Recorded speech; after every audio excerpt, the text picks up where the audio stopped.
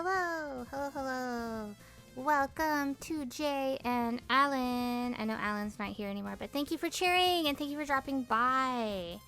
Today on our stream, I'm just going to be sorting out some of the pins. I also have stickers. We're going to be dismantling some of my displays. We got a lot of stuff to do. I've been kind of picking apart on this like all day, but it's boring. And I just marathoned all of, I think, You Should Leave. And I called it I Think I Could Leave, which is embarrassing. I'm tired. We're going to be making more sticker packs as well. I stayed just long enough to see them hands. Ooh, Alan.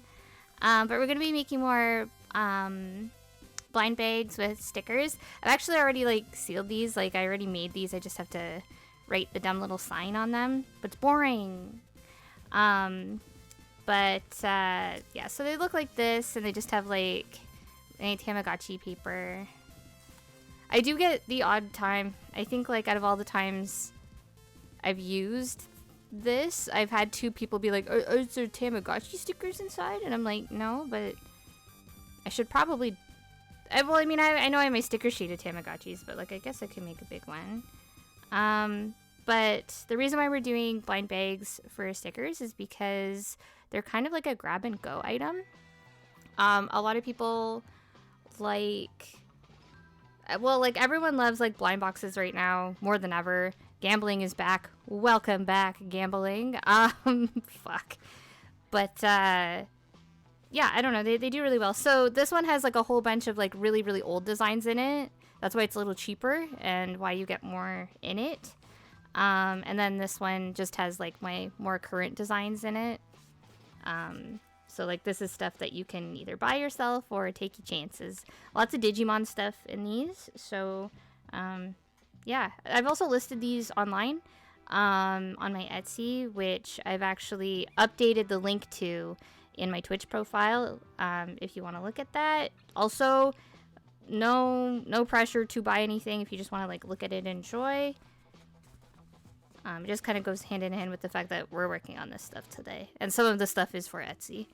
I am making like bigger sticker packs for Etsy. So we're gonna have 25 or 20, 25, and $30 ones, and I'm gonna put like a lot more good stuff in it.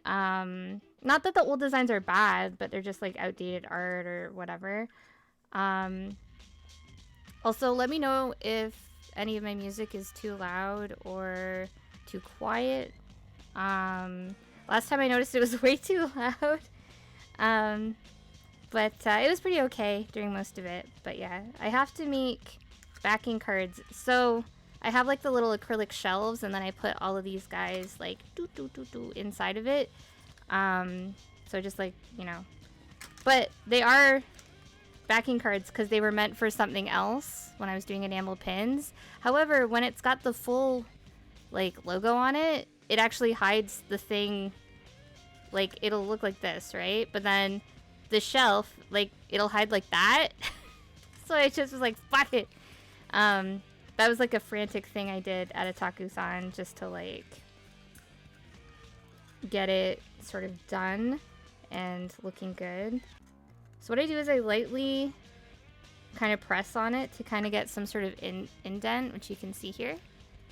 And then I use this really tiny hole punch. It's a little like pinprick, but it's perfect. I love it. I'm really shit at like aligning these though. That's the only thing.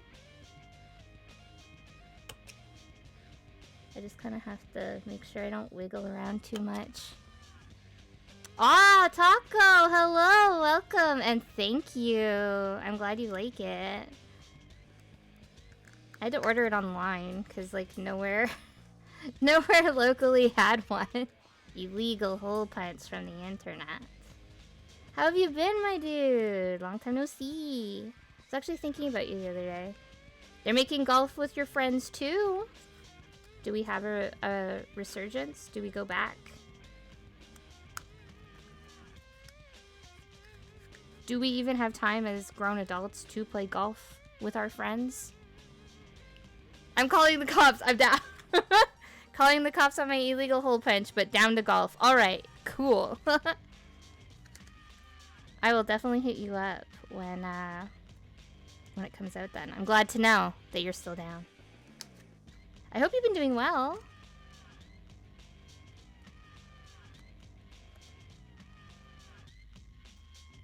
I actually really love doing these heart pins. I just think they're super, super cute.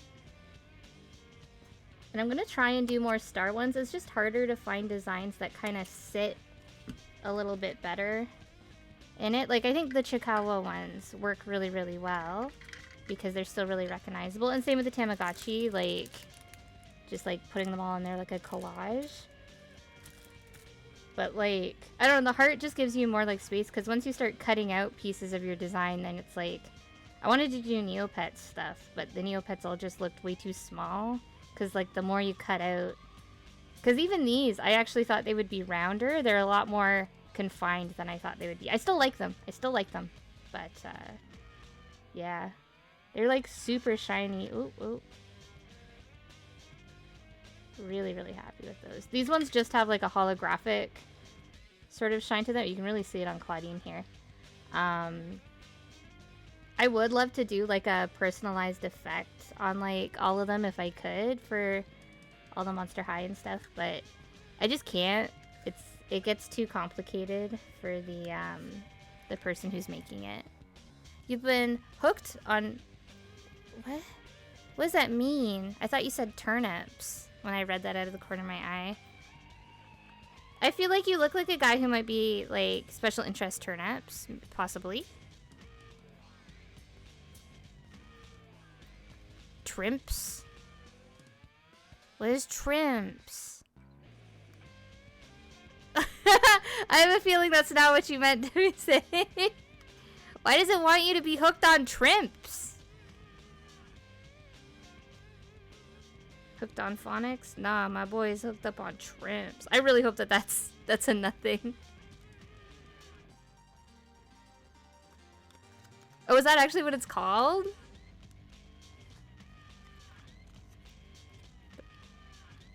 Meant to say shrimps.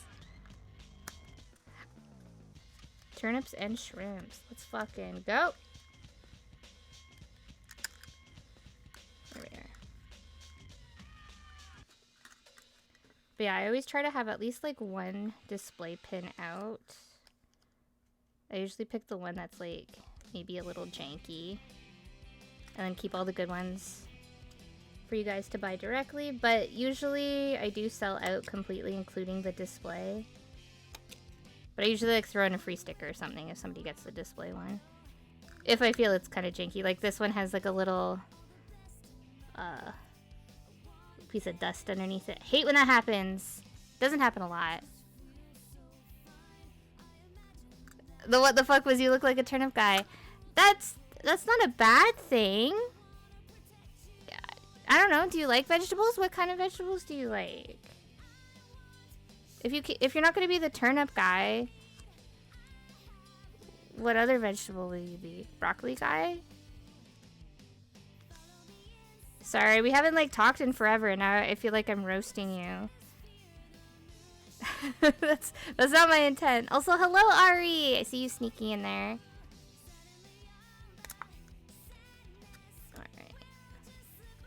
Ooh. You're telling me a shrimp cooked this right?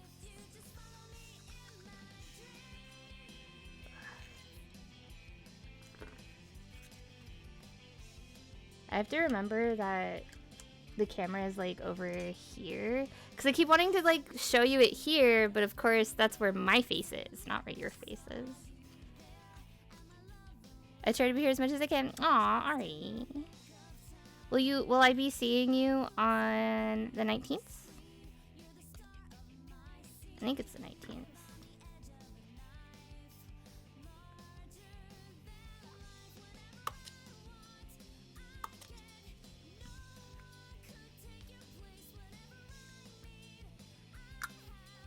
I don't know if this 2D eating cake will sell, but I made a print of it too. I think it's a cute picture. It went like super viral 2 years ago. Not that that means anything in the vendor world, but you never know. I don't know. I saw, like, I just want to sell shit that I like. Like, I tried it. I tried, oh, your friend is coming back, I think, on the 19th. That's why I asked. I, like, did try, when I first started out, to just draw anything and everything that I think people might like in terms of Artist Alley stuff. And I was just left with a lot of dead stock. And I'm pretty sure I've spoken about this before, but, like, if you don't really know the character and you're drawing them as best you can with, you know, a summary of the character and some good reference photos, like, it still, it feels hollow. It looks hollow. And I feel like fans of that character can tell. Like, I don't know, even if you don't know the character and you have interest of them, I feel like fans will still like that. They'll still feel your interest. But I don't know, for me it's like, if I don't care about something, I really don't care about something.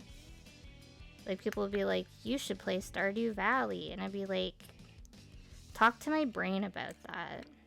I own it, and, like, I've booted it up like twice, and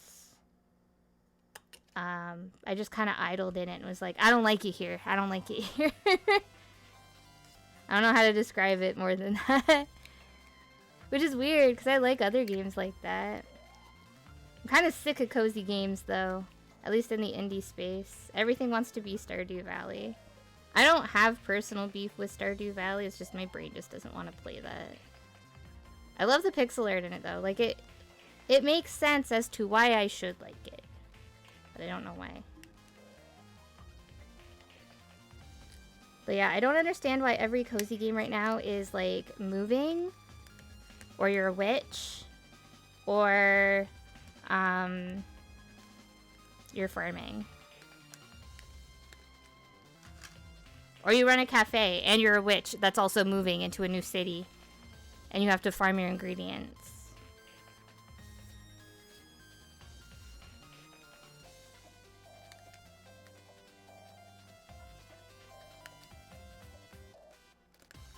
I hope we get, like, another Haunted PS1 demo disc trailer. He kind of went above and beyond last year, and we got it really late, and I have a feeling we either won't get one this year, or we'll get one, like, really late. Which, I don't mind. I haven't actually looked at his page in a while. But that's something that I was looking forward to every year for a bit there. Also, welcome, Harry, welcome. Hello. How are you? There goes your new game idea. Hey, you can still make it. Inferdex, hello. I really like that gif. That's cute. Ooh.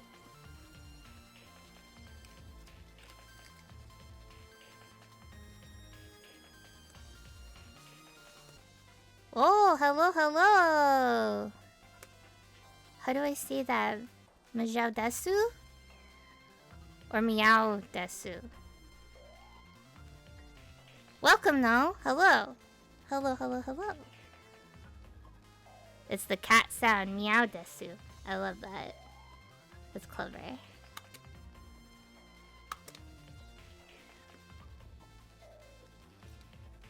Not as cute as these darn pens? Aw, thank you. I'm glad that you like them. Would you say that even the curly one is cute? I made this because a lot of people like the print that I made of Curly, but then they'll say things like, I can't hang that up in my room, it's too scary. Or they'll say things like, I would hang this up, but I have roommates or I live with my parents. So I'm like, well, if they like it, they have other options. He's crying too, because he misses you when you're not around. No, focus. You were just in focus. Do it. Don't look at them. No?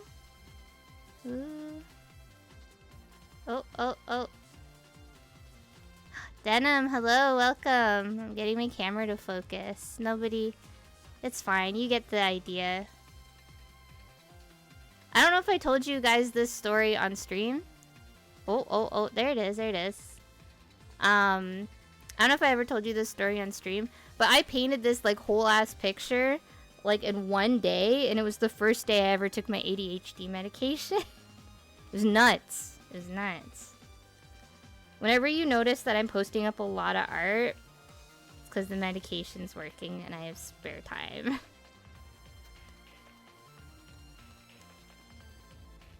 I always thought that taking medication would just, like, be really weird for my ADHD. Like, I don't know, I was like, I lose my sparkle. But it's like, no, it actually made me more powerful. It's great when, like, I'm not thinking about, like, 5 million things. Alright, where's my scissors? I took the drugs and the drugs are working. Yes, exactly that. Kind of put her up a little too high. And then I cut... That's the other thing, is that I'm really bad at cutting these, so they're always like... Oh, this looks so bad. It's fine, we'll fix it. It's not about the backing card, it's about what's on the backing card. For those just joining us, this is just for my display. They don't have to look that nice, it's just to sit on a shelf to be like, here's my wares. But now you guys can see me, like, fuck up and swear in real time. That was not so bad.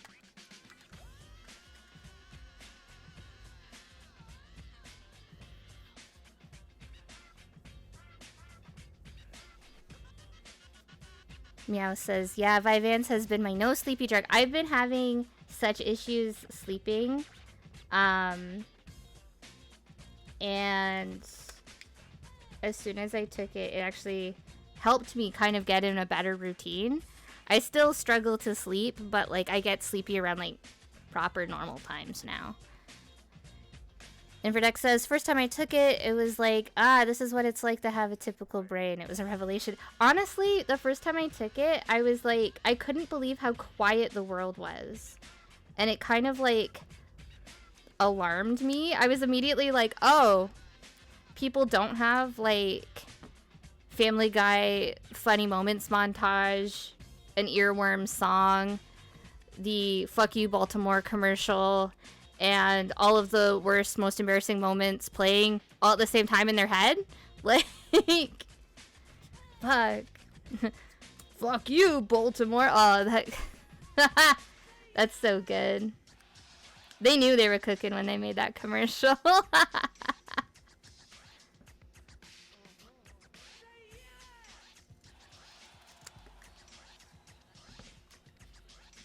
But yeah, when I sell these online, some of them will have backing cards, some of them don't, because some of them, sometimes I just, oh, my light. Sometimes I just ship them in the bag that they come in, but if they just put them all loose in a big bag, then I'll put them on a backing card. So if you ever buy anything from me, and some things have backing cards and some don't, that's why.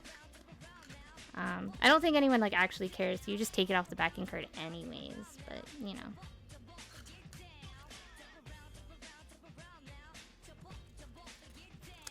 I also have a new print that is very niche and only for me. 2 years later, Pluto decides to draw a Planet of the Base Kyle Gordon piece. It looks really good though, and it's based off of Jet Set Radio. I had it, I know someone else has probably already thought of the idea, but I just try to get around that by being like, okay, but I didn't draw it yet. And like, two drawings can look similar but not be the same. I'm pretty sure I'll be the only one at my convention that I'm doing with something like that. I don't know if it'll sell. I just, again, I want to make stuff for me. And I feel like if anything, it'll get conversations going. Like, you'd be surprised. I have like I have like my ICP print, my sticker. Oh, I guess you guys haven't seen the sticker, but I have a little sticker here. And then I have pins with both their faces. And the print is like them more gorillas cartoony style. Like, it's not cupey. And yeah, like I sell those like all the time. Or if I don't sell it, it's a conversation starter. At a positive normally. I've only been scared of a Juggalo encounter once, and it was because like it was a whole group of them, and I just couldn't figure out the vibe. It was fine in the end, but it was just like kind of overwhelming, I guess. Tenchi, hello, hello, hello. I'm doing good. We're just sorting out stuff today. Doing stuff because I have 2 really big shows. Now you have to put price tags. Oh, those don't have. Okay. So yeah, we're just sorting out all the stuff that we sorted out the other night, plus all the pins now. Were they trying to figure out a set of magnets? No, they came over to my booth. I actually remember it, pretty clearly.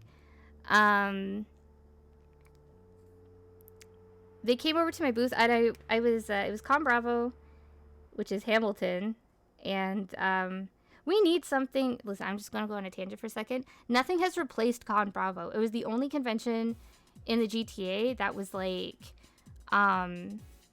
video games and like internet culture, and it was perfect. Like I always did my best sales at that show. Like it was like made for me.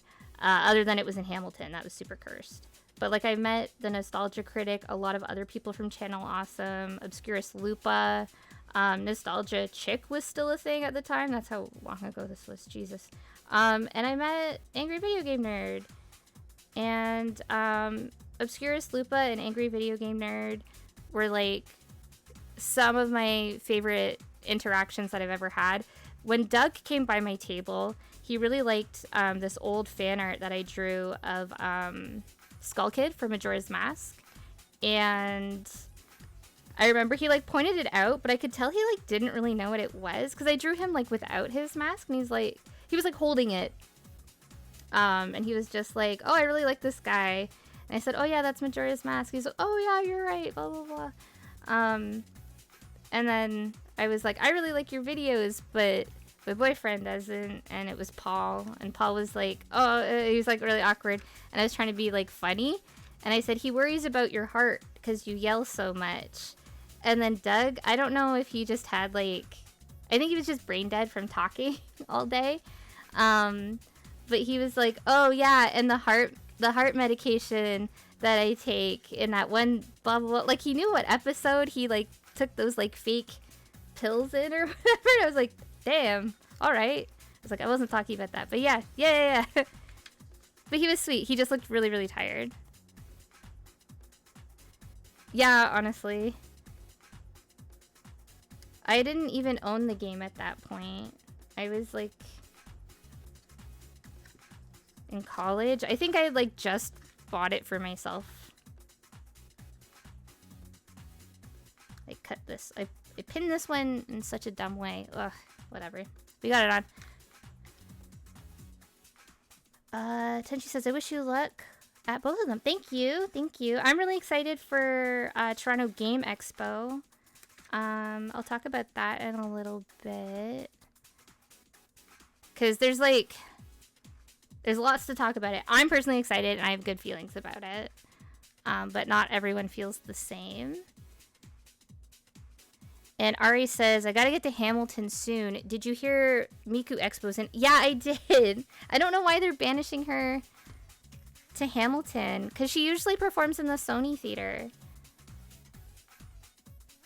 in downtown Toronto. But I don't know. They put all the K-pop people in Hamilton too. And it's like, fuck, they're gonna think that this is what, like... I don't want that to be their memory of Ontario, you know? Like, I don't want Blackpink or Anna Gucci near Jackson Square, if you know what I mean. Tenchi says, "So you like Obscurus Lupa? I used to watch Phaelus when I was like 12. I used to really like when Phaelus used to review those like kind of bootleggy movies. I actually really enjoyed that. And for Obscurus Lupa, she made me like look more into shows that I kind of overlooked, like Charmed. I didn't want to watch Charmed, but I liked how much she liked Charmed. And same with Baywatch. Not in retrospect, but I think out of all the shows that she like really gets into, I would probably watch Baywatch. She actually got me into Tremors because she liked Bert so much and pointed out that Bert was the only reoccurring character in all of the Tremors movies. And when I watched her review, I was like, this is so fucked. I need to see this. So I just bought it. And I was like, I know that I will like this movie. I have no reservations about it. Like, I just hit buy, got it at my house, watched it, and I was right. I loved it. And Bert is a really good character. Oh, Jay, welcome. I was just about to say the Cave Art group are being banished to Hamilton recently as well. Yeah. When I was living in Stony Creek, they're making Cirque du Soleil also go there? I don't know, like, I'm assuming you've been for, like, a K-pop show. Is the venue good? I don't know. I've never been. I didn't get to do anything in Hamilton other than suffer when I lived there. I just kind of stayed to, John Street, which is, like, the one cool street in Hamilton, and when it ends, it ends. Listen, I had a whole bunch of No Straight Roads music and all sorts of other stuff in my playlist, and it all got copyrighted striked. Zelda and No Straight Roads and a few Sonic songs. Oh, and Undertale. So I had to purge like a not like a big chunk, but like enough. Denim actually suggested a whole bunch of like Ape Escape, Ridge Racer, and a few others. And then I was listening to, I forget what I was watching, but it was Papa Meat, and there was Bully music in the background. I'm like, I gotta put Bully on here. Yeah, I assumed it was because it was No Straight Roads 2 is coming out. Do you think it'll also be unplayable on the Switch? Like, fuck. I don't know if you guys have ever played it. I don't know if it's better on other consoles or on the PC, but holy shit. Doesn't fucking work on the Switch. Fucking miserable. But anyways, where are we gonna put this? I'm gonna put signs point to yes, the Switch is so underpowered. Yeah. Alright, if you hear me throwing something, it's because I am throwing something. They kind of just fell. They didn't really throw them. Ah! I dropped that one. That's different. Oh my god. Oh my god.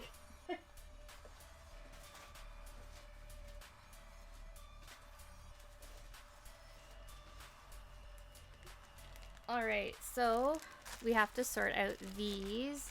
I'm going to be putting in what I'm bringing to the show into another little box.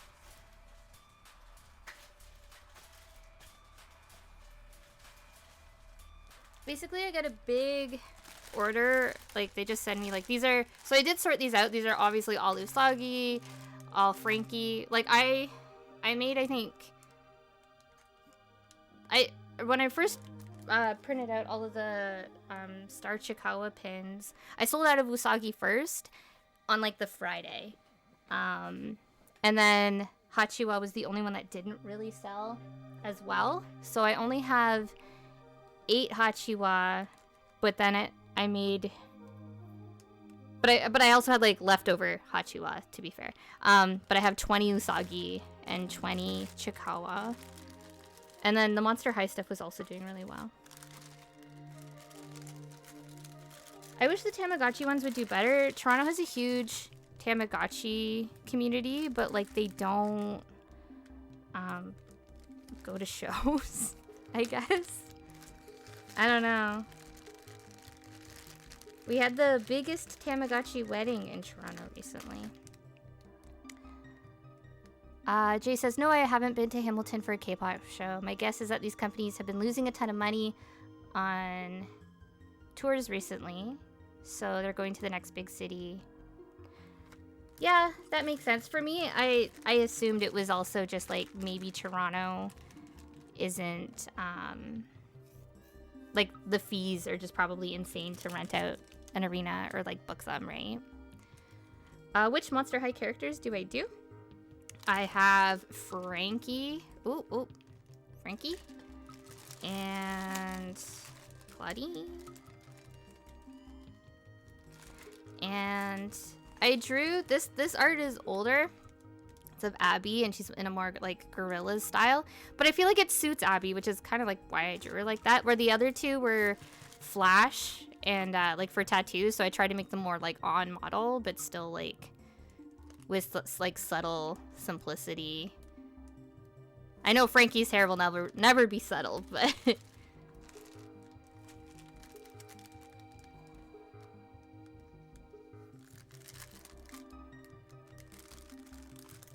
oh my god.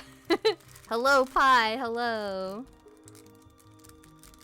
It's okay. Sometimes I don't remember shit, and then like my friend Linz will be like, hey, do you remember thing that happened? And I'm like, no. And she goes, that might be for the best. I'm like, damn. Like, usually it's something that happened in my Stony Creek era. And she's like, I remember when you told me this, and this was happening. And I was like, what?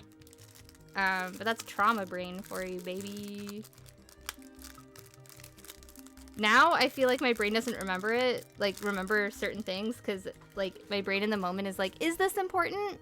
No. And it just deletes it. Maybe that sounds rude, but it's like, my time is valuable, and I guess that wasn't considered valuable to me. What do you want to do? We want to do Monster High? Claudine and Frankie are the fastest movers in terms of selling. That looks awful on camera. I'm so sorry. Ooh.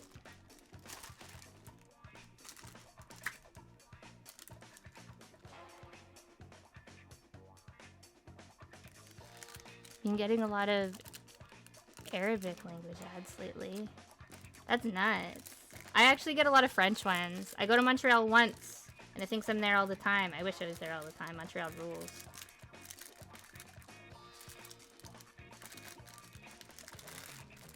What's that? 5? 1, 2, 3, 4, 5. Probably just take all 6. I think that'll be fine. I thought I made more than that. I guess I have 7, if we count my display one.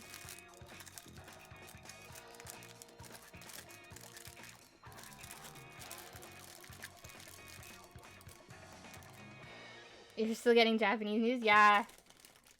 Yeah, I bet. Yes, I am still watching. I want to listen to my Streets of Rage.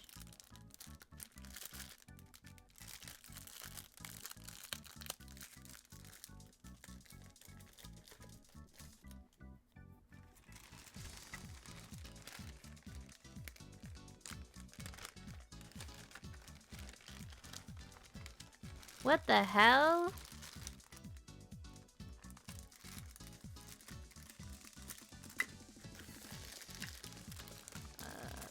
Five, 6, 7. I'm gonna give 8 because Frankie seems to be the more popular one. TikTok problems, can't relate. Yeah, I don't have TikTok either. For me, it was just like, I see all those reports being like, TikTok is making everyone depressed. TikTok is making you feel bad about your body. And it's like, girl, I already do that just like normally. And I've been doing that way before TikTok. So if this is gonna amplify that, maybe I'm not supposed to be there. That being said, like, for a while there, I was interested because it looked kind of chaotic, like a Vine successor for a little bit there. And I used to watch, like, compilations of just, like, chaos TikToks, but I just feel like since the pandemic, it's just been kind of like, and then everything else, you know what I mean? So...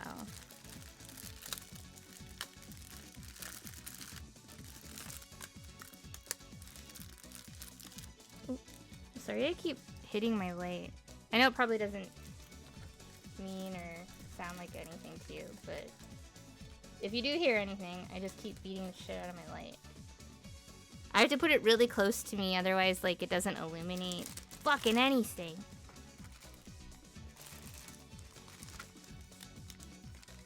Alright, so 6 and 8. 2. Okay, so that gives me 5, including the display.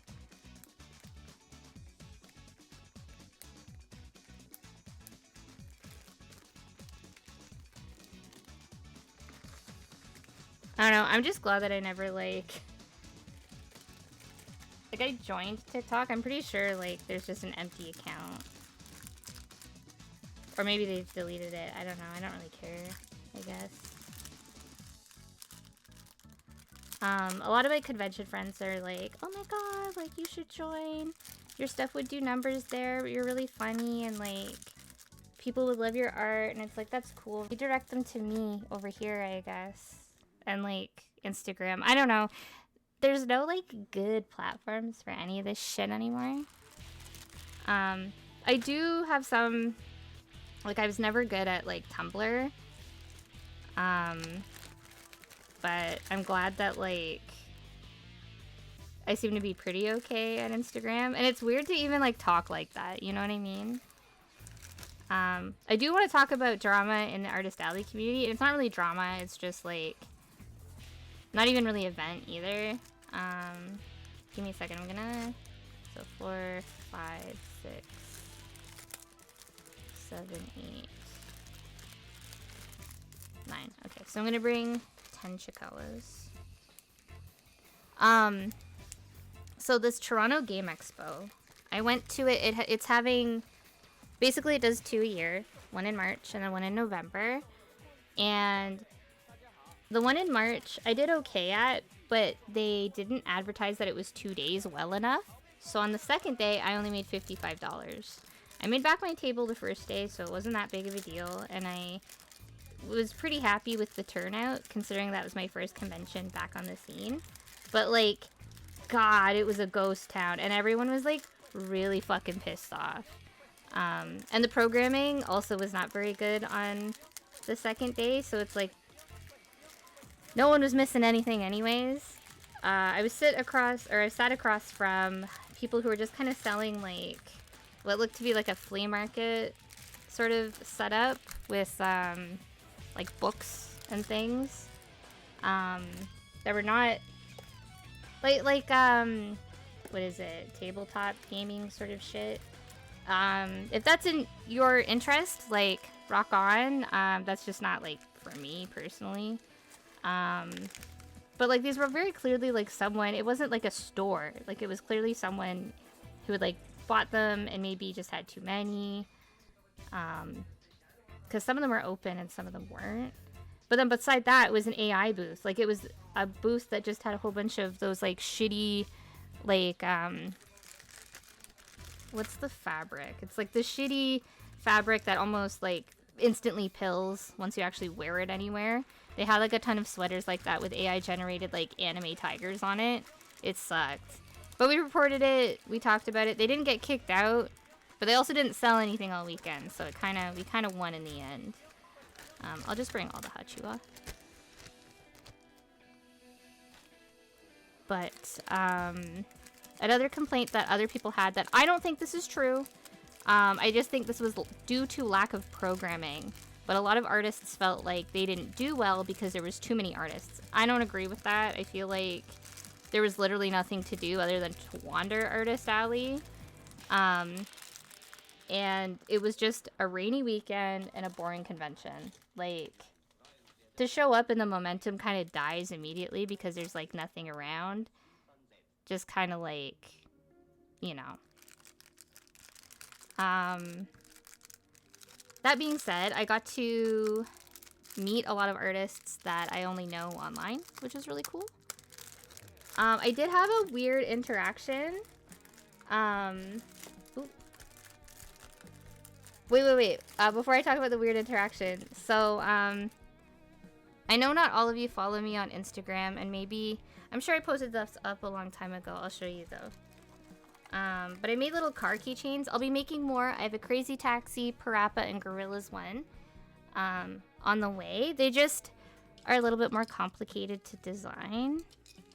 But I made one of Sweet Tooth and Needles, the clown. I'm not going to take it out of the bag just because this is like mine. But it's a little just car keychain. And I have photos of it on my Instagram and in the Discord server. And then I also have the Mystery Machine. It has Scooby driving. I didn't want to draw Fred. No one's going to buy it if it's Fred. I think it's funny if it's like, oh my god, the dog's driving. If he can talk, he can drive. That's what I'm saying. But so I was selling those, and it was the first thing that I'd ever like brought them to. And this guy was like, oh, this would be cool if it was Twisted Metal. That's what he said while holding the Sweet Tooth ice cream truck. And I said, it is. And he went, oh, is it? And I went, yeah. And then I thought that he was going to assume that I only knew it from the show, just by like the way that the interaction was going. But then he only knew it from the show, and I was like, ah, okay, never mind. It was kind of like crazy reverse. If the dog can talk, can he be legally accountable? Yeah, I think so. But like, would they trial him as an adult? Like would they? Would he be treated as an adult or a child if it was a dog? Because if he's a dog, maybe he might only be 5, right? And then he's a kid. So, what's my favorite Gorillaz song? Oh my god, what a loaded question. It really depends on the era. Like on the first album, I really like Slow Country. It's just like an underrated, just chill song. But then on G-sides, I really like Faust, and I also really like the Soul Child remix of 192000. I think Ghost Train is a fantastic song. And it was actually the first song that the Gorillaz ever made, which I think is really cool.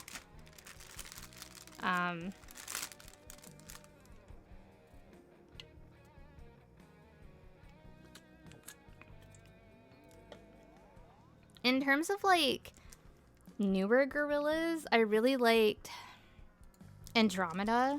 I think that was the only song that I liked from the Humans album. I would say that Saturn Bars is also good, but I prefer to watch it like with the music video. It's not something that I would like go out of my way to like press play on, but I wouldn't skip it either. On Cracker Island, I really like Tarantula. I think that song is so beautiful. It's so cute.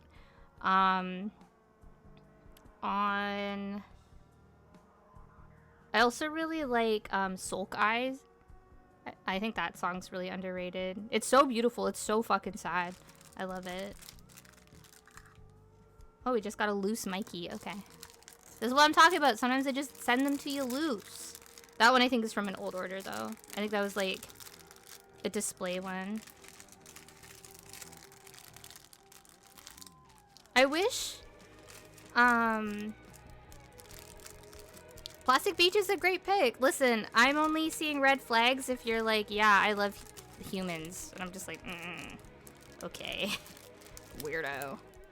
That's how I knew one of my coworkers was evil, because we both went to the same Gorillaz concert, and they played like all of for those who didn't go to the Humans concerts, one of my favorite thing about Gorillaz is that they play the music video really big, and I love just like everyone getting excited about like the characters and the animation and all that shit. Yeah, the 2017 one, and it was fucking shit. Like the performers were good, the collabs were good, the opener was good, but it was like I didn't like the set because I didn't like Humans. And then all of the music videos had this red filter on them, and it was like glitchy. I don't know. It was just like, what's the point? What's the point here? And then at the end of it, Damon came out and played Don't Get Lost in Heaven as his like encore song, which was really wild. But when he started to play Yeah, it did have it did have Grace Jones on it. They even have like official art with Grace Jones. It's like a really good picture. I really like that illustration with Grace Jones. Let me count these real fast. 1, 2, 3, 4, 5, 6, 7, 8. I'll bring 10 of these because they do really well at any convention. When I first had the Mikey, like all the heart pins, I had Mikey and just Monster High, and I remember everyone kept being like, oh yes, Mikey Wave, my favorite Monster High character, and I said, you could basically be Jackson Jekyll, and everyone kind of mutually agreed. But yeah, Toronto Game Expo had some hiccups for sure. I'm the Twisted Metal guy.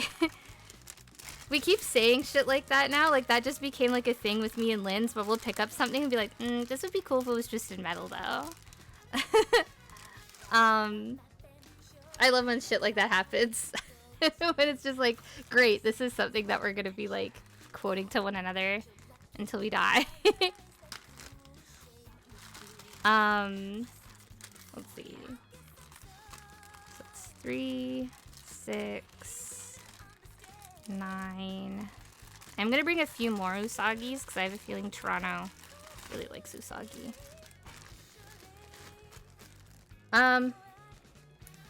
But I did have a weird interaction so because there wasn't anything to do on the second day, a lot of us were just like talking, mingling, and you know, trading art with other artists. And this girl came over and she said, I really like your art. And I said, oh, thanks. And then she picked up something of Linz's. Linz wasn't at the table. She was away for a second. And I said, oh, that's actually my table partner's. And then she nodded and acknowledged that. She didn't really look at my table at all.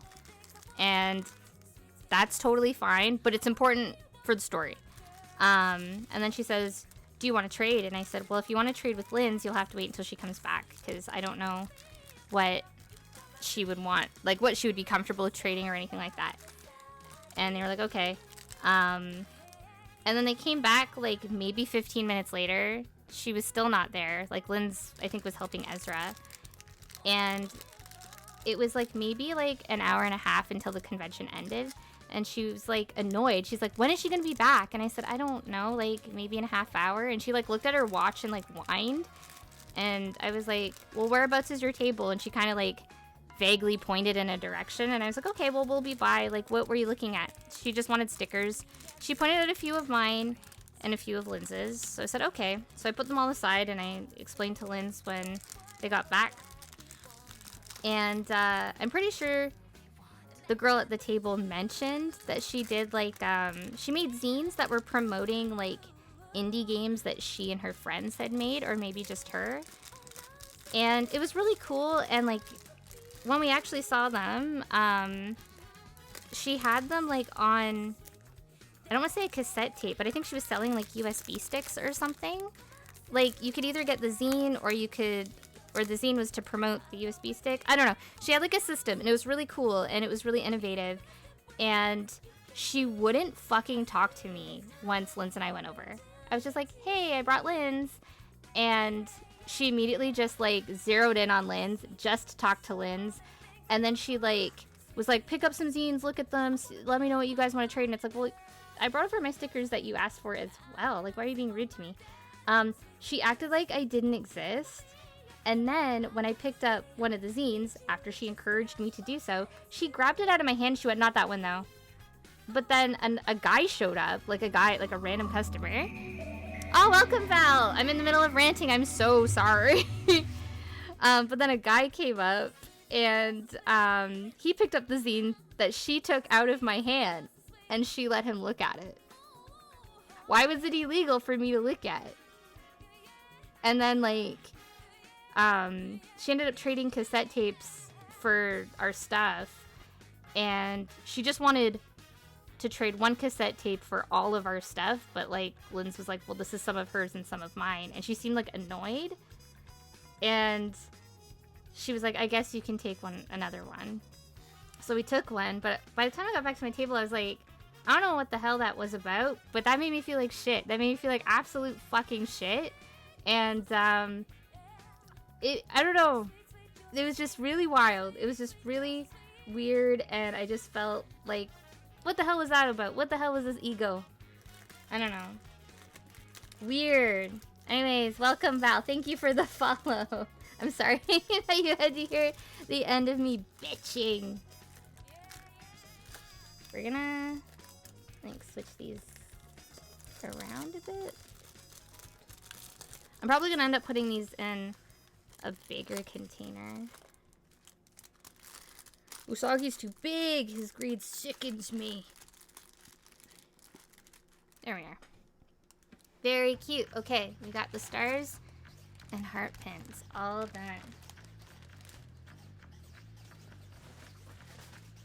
Na na na na.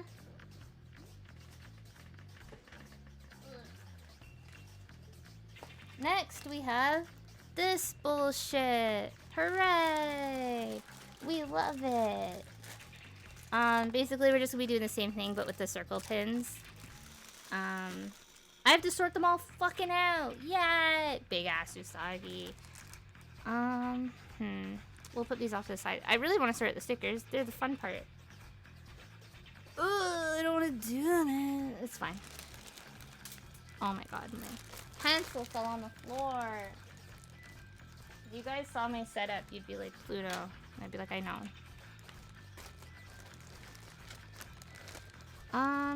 Okay. I guess we'll just start. I'm seeing a lot of 2D, so we'll just.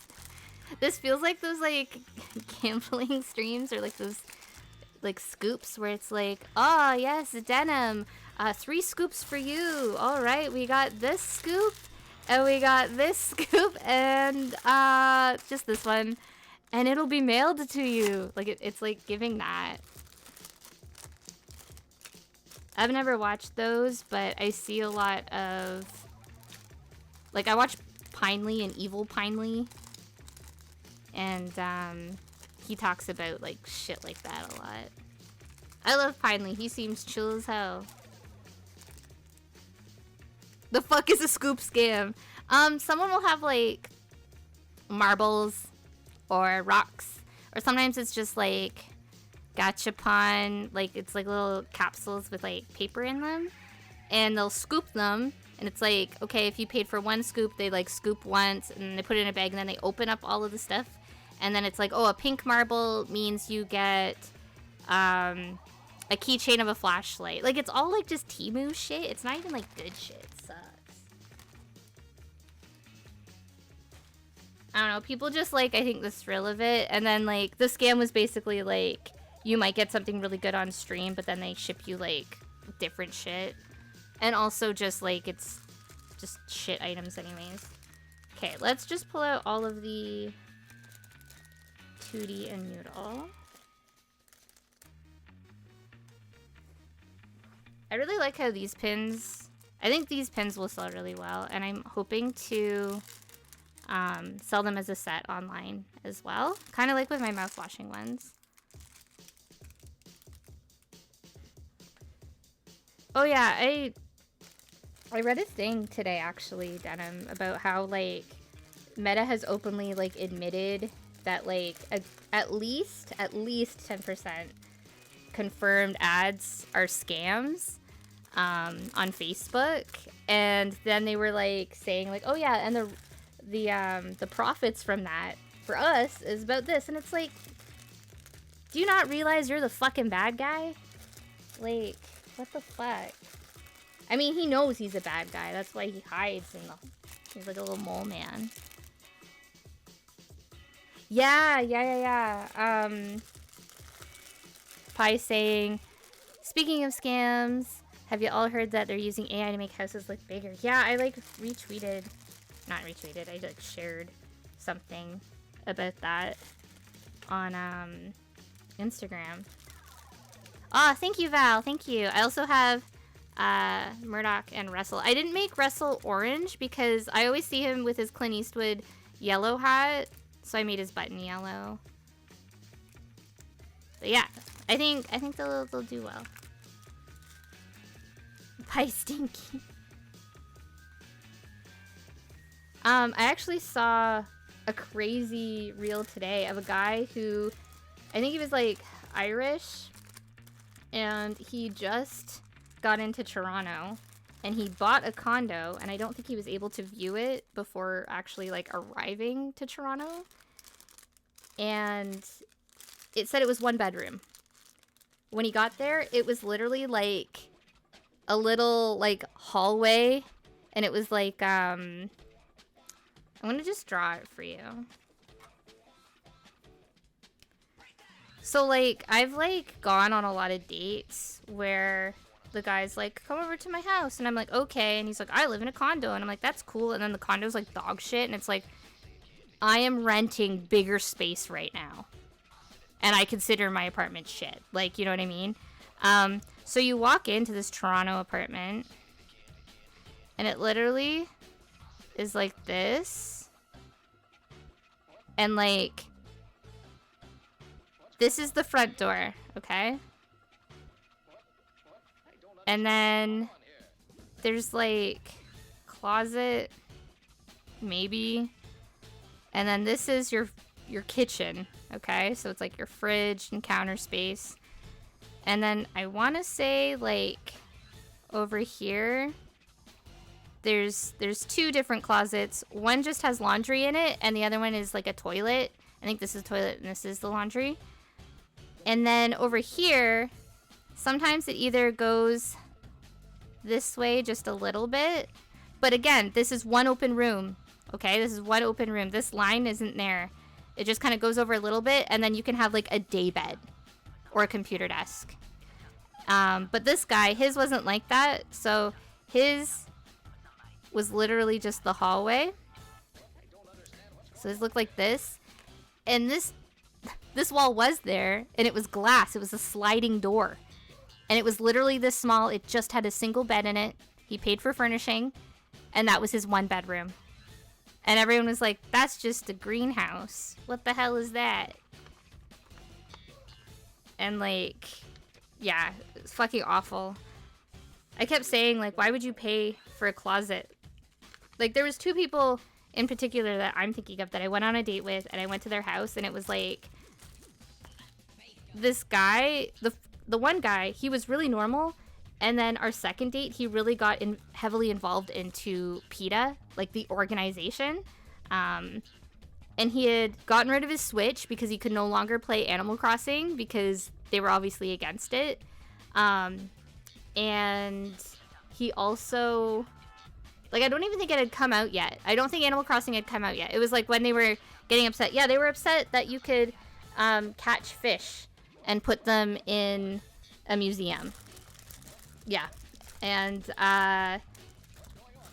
he got rid of his car, but he bought like a pre-order of the Cybertruck, but the Cybertruck hadn't like actually come over here yet. Or it was like, obviously he was like pre-ordering it. And he was like bragging about it at like the restaurant, and I was like, I don't give a shit. I don't give a shit. But yeah, he basically became like evil in the span of 1 meeting. But his apartment looked like that. It was a little hallway, and he had a day bed. So it was like one of the ones where it's like a bunk bed, and underneath it is a futon. And the futon part was like a, well, I mean, it's a futon. But he had a really big dog, and the dog got upset if you sat on it, so we had to sit on the floor. And he had like this tiny little TV table, and we watched the Yakuza game in Japanese, which neither one of us spoke, because it hadn't been released yet, but he was excited to watch streamers play it. So that's what we did, and I never talked to him ever again. The last I checked in on him, again, was still that year, not recently. He had stopped. He also had a cat, and the cat had 3 cat trees in his tiny little apartment.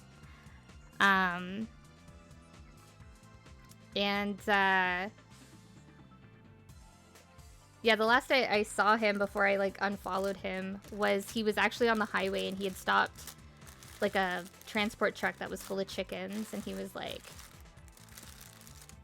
I don't know, protesting that. And I was like, okay.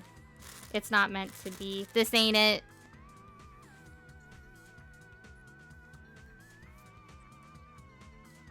But yeah, the Animal Crossing thing was wild. And it was really... it was kind of funny, because he, like, actually, like, had, like, regrets about that. Like, he's like, what have you been playing lately? And I'm like, I've been playing the new Animal Crossing. He's like, I wish I could play the new Animal Crossing. Or, like, I think, like... No, it couldn't have come out yet, because it was, like, right before the pandemic. So I was like, I think I'm getting ready for it, or something like that. Or, like, I had pre-ordered it. He should have given me a Switch. I agree. I agree. He should have given it to me, and I would have given it to you. That's the play, I think.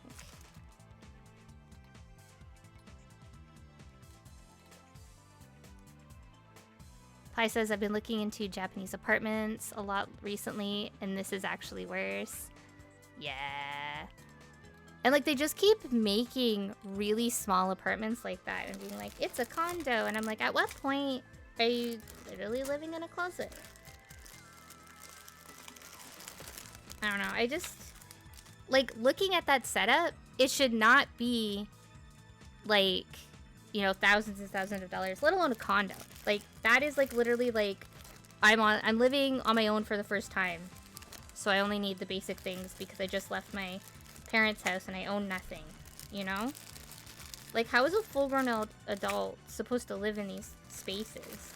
Like, they don't want you to own anything, including where you live.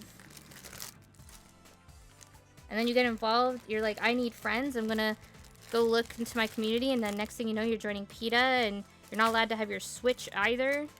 No happiness for you. And then, yeah, my friend from Brazil, I guess we're more acquaintances because we haven't, like, talked in, like, years. But I met him also through dating, but we didn't date. And he lived in a really nice, like, it was a studio apartment when I first met him. And it was, like, long, but it was spacious. Like, he had, like, a really big bed. He had, like, a proper couch and entertainment area. And then he had his own computer area. Like, it was good. It was fleshed out, and, like, it felt not too crowded. But then he moved. He wanted to be more downtown. And I don't know where his bathroom was. Because, like, I think I opened up one of the closets, and it was just, like, I thought that was the bathroom, and it was washing machine, and I was like, do I pee in here? Oh, also, before I show you the secret menu item, I want to finish on my story about the PETA guy. His name was Dave, I just remembered. And I had only remembered him through his Instagram handle. And, like, I wasn't really feeling him by the time we went out on the second date. But I was like, I will humor it. Maybe I'm, like, not, I don't know. I should have listened to my gut. But then I wouldn't have this really funny story.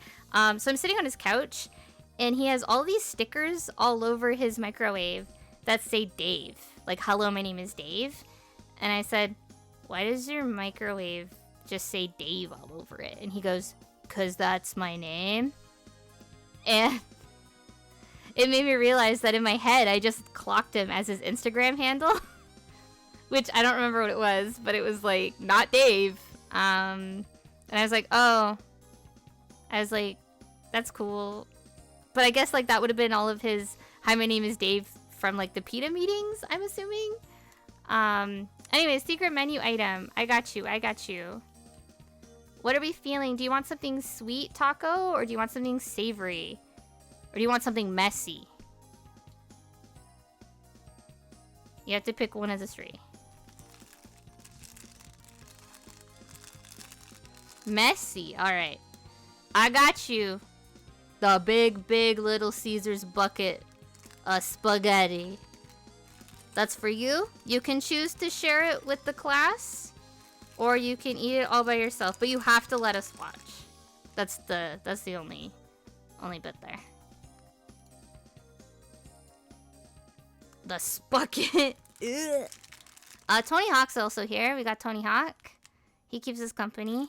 just in case this isn't like super interesting.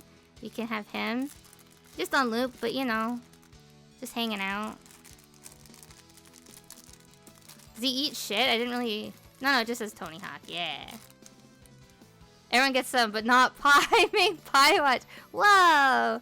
Why are we being nasty to Pie? 1, 2, 3.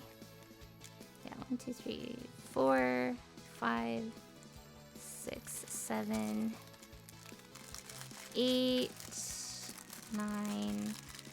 Okay, so I'm gonna bring 10. The only reason why I have so many like left over and stuff is because I'm literally selling at a convention, tattooing, getting the train home, and then my dad and I are going to go sell at the next convention. The next one's only 1 day, but London treated me really well. They really, really liked my stuff, so I'm hoping that they like my other new stuff. Where's my big bag? Ah.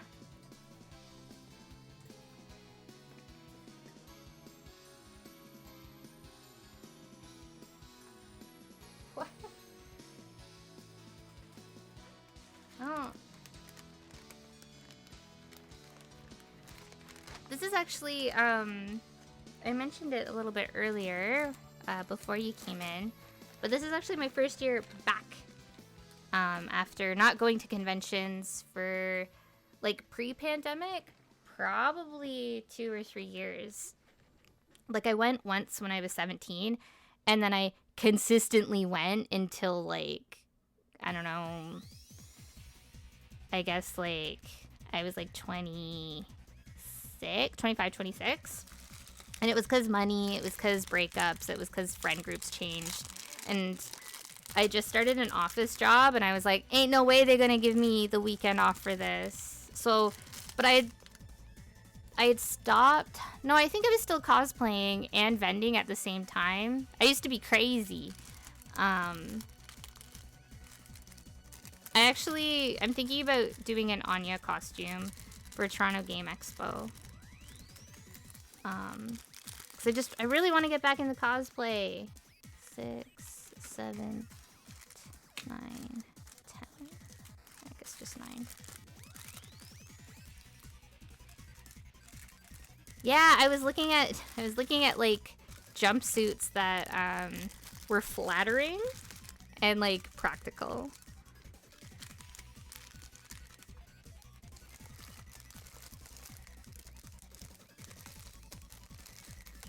Because, like, everything's kind of on sale in the world of fast fashion right now because they're getting ready for Black Friday. So they're, like, trying to get rid of, like, the last of, like, summer, fall stuff so that they can do cabin, holiday, and, like, party wear. So. Okay, but, like, Sarnia, okay? Like, you forget where I am currently. In the time that I need it. I don't think I have availability for that. Yeah, flight suits fucking rule, dude. So I also made a little Powerpuff Girl buttons, as you can see. Oh, this one's really good. I really like this button. It's of Daisy from Katamari, and it says, "Bitch, I'm a cow." And, like, I feel like this pin, although Daisy's not very popular... Oh, you were just in focus. Although Daisy's not very popular, I feel like this is a really popular pin of mine. Which makes me happy. I love Katamari. Apparently nobody likes the new Katamari game. So that's a thing. Which bums me out. I haven't bought any new games lately. Not even the games that I, like, actually want to play. It's been hard. Okay, I'm not gonna sort out designs that I already have. I have my Kewpie. This one's really popular as well. And I reprinted the noodle as well. I redid the prince in his little car. It'd be really cool if you focused for all the lovely people here. just like Scooby-Doo, he also has his license. Let's see. So we got these ones are the same artwork as my keychains. Again, it's just like I'm doing a lot of shows that have like younger people at it, so sometimes like a keychain is just too much money. But if I have a little pin, I also did Zorak and Brak ones, cause fuck it, I love Adult Swim and Cartoon Network, and I drew it mostly because I want these tattoos, and I thought like Brak just kind of looks like a traditional panther tattoo. Zorak is kind of hard to make American traditional. He just looks like Zorak, but whatever.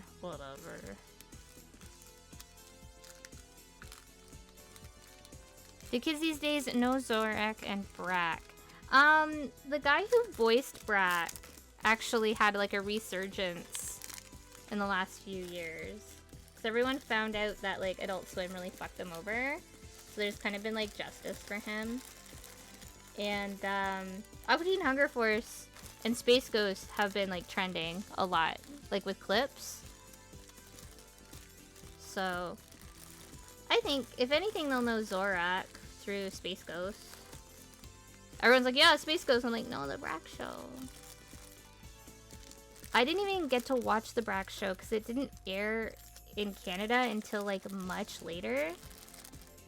So like I was in like grade 8. And my friends online they had Brak's CD and they burnt it for me and they sent me, it took like 5 hours to send me the MP3 over MSN, but we did it, fellas. And I would always listen to the song about him liking stuff. I like that song, it's just loud. This one's okay. I remember once I sent, I think the most tragic, really long MSN transfer was in 2002, maybe 2002, 2003, maybe? I sent my friend in Puerto Rico the music video to Harder, Better, Faster, Stronger. And I was like, oh, I'm obsessed with this right now. It's so cool. You'll like it too. And then they get it. They open it up. And they're like, oh yeah, I've seen this. This plays a lot here. And I'm like, ah. Like, I was like so eager to show them. And then like, I mean, like, I'm happy that they did like it. But like, I felt kind of like I wasted their time. I think they even like, they're like, I have to go to dinner, but I'll leave the computer on. Like, there was like moments like that. That friend also sent me, if I remember correctly, all of the Parappa music as well. Because I had like a gaming magazine. It had all this Parappa merch at the end of it. And I was like, I don't know what the hell this guy is, but I like him. Their mom could have taken a whole phone call. Oh my god. One time my mom... So... we had like a crazy phone plan where we were able to do like long distance phone calls for like just a flat price. And I told my friend from Rhode Island, I'm like, you can call me, it should be fine. So she did, but she called me at the exact moment that my mom like answered the phone, because my mom was trying to call the church and there was no dial tone. So my mom said hello. And then my friend, she said hello, but my mom thought it was me, and she goes, who is this? And my friend just goes, it's Beelzebub. And my mom went, okay, well, I need to use the phone. And they went, okay. And then they hung up. And then my friend went back on MSN. My friend had to, like, obviously log out of MSN, because they were like, I had it so that our internet didn't interfere with the phone at that time. But hers did. So she logs back onto MSN and she goes, your mom answered. And I went, how? It didn't even ring. And then my mom comes downstairs like a little bit later and she's like, what were you doing on the phone? And I was like, I wasn't on the phone. And she goes, yeah, you were. You said you were Beelzebub. You're so weird. And I'm like, what the fuck? So yeah, that was a thing.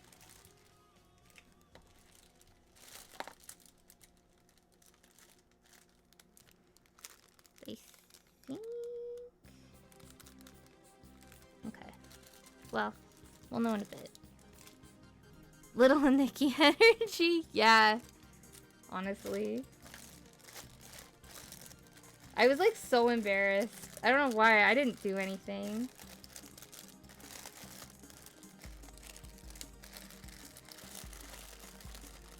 I remember my mom was like trying to call the church. And she thought that like I knew that she was trying to call the church and I was like pulling a prank or something.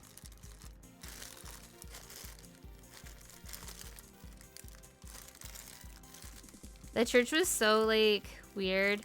We had this really cool priest. Just for clarity, I am no longer like I'm from a religious background, but I'm just like I'm not really religious. But my family still is. And we had this really old guy and he was our minister for a really long time. He then stepped down. But the guy who replaced him, who was the temporary priest, literally looked like Peter Griffin, and it was around the time that Family Guy had just started. And I remember just turning to my mom as a kid being like, that looks like Pastor Dave. And my mom just started laughing. She goes, yeah, it fucking does. She didn't say fucking, but she was like, yeah, it does. But then the guy that we got after that, I was so devastated. I actually liked going to church because I would bring my Pikachu plushies and like other stuff, and Pastor Dave would like make an effort to say hello to them. And whenever we did like communion or whatever, Pikachu was allowed to come and sit with me. I don't know, he was like very inclusive, and I think like, you know, if you want like I don't know how to say this without like coming off like preachy or like whatever, but like I think like it's really important regardless of what community that you're in to like involve kids, because that's how it continues, right? And I think that he did a really good job in that, because I was like excited to see him and all that stuff. But then when he left, when like his when we finally found like a permanent priest, that guy sucked. He didn't know what my name was. You don't need to know my dead name for the sake of the story to be funny. All you need to know is that he called me Renee, and that wasn't even close to what my dead name was. Bro, you were gonna meet Matthew. Who the hell's Matthew?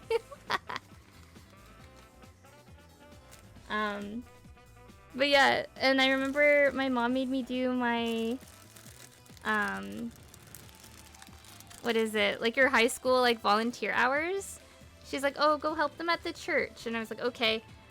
The way I was scared that this man, like I had like a sheet to like sign off on, but like I was so worried that when he had to write like the letter that he was gonna call me fucking Renee like in the letter, and then I wouldn't get my hours. I was like, knowing my fucking luck, that would happen. It didn't. But like, and we also had a Renee. We did not even look the same. She was like blonde, and she was also older. I guess all my other blossom pins are in the pile. It's nice to see this finally getting smaller.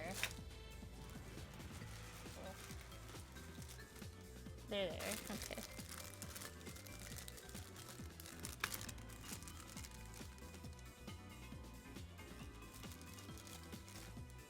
Actually, one thing I do miss about church is that every summer we used to do like a picnic, because one of the people who was like, you know, one of the higher ups at the church, I guess, or maybe just, I assumed it was someone who was like more involved in the church, but it could have been anyone, I guess.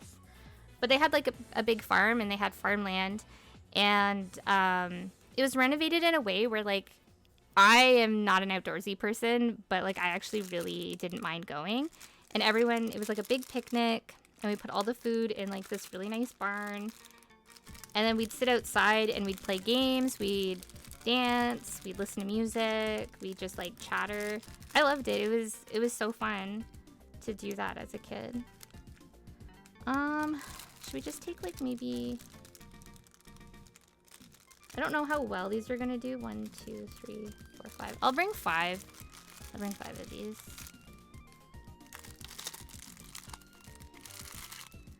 That's the other thing, is that even if I wasn't streaming, I know a bitch would be yapping out loud. I count out loud all the time when I'm sorting out all my stuff. Alright, so we got 5. I just don't think... I don't know, who's your favorite Powerpuff Girl? Mine was Bubbles as a kid, Buttercup now, but like never Blossom.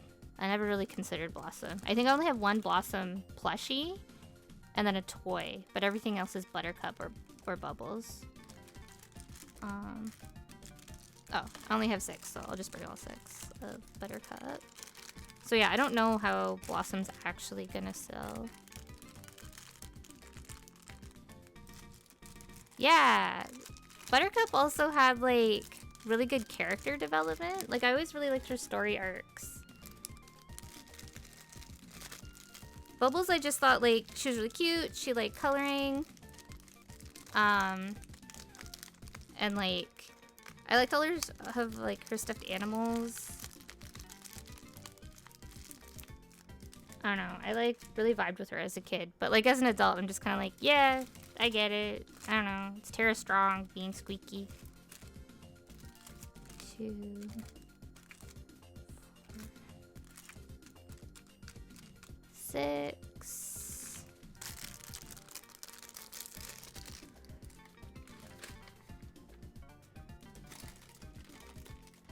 Like I sold out of my one keychain that had all 3 of them on it, but I didn't really want to make it again because it was such like a weird shape.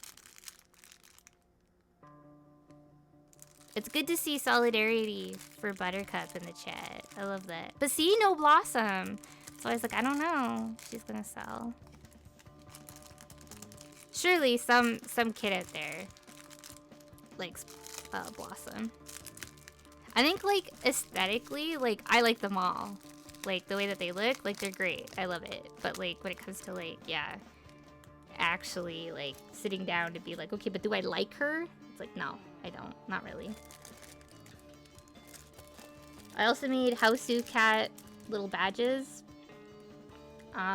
Just because, I don't know. I really like this design. I really like how it came out. I also can like, I just imagine like if I do more like alternative or like, I really want to try for like horror fests and stuff.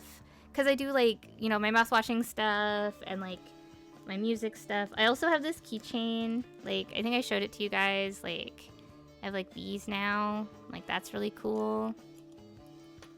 But like, even like the Horny Rouge ones, like it's like Demon Girl energy, right? Like I have stuff. I think like they also would like Gorillas. ICP. I gotta go to a horror convention.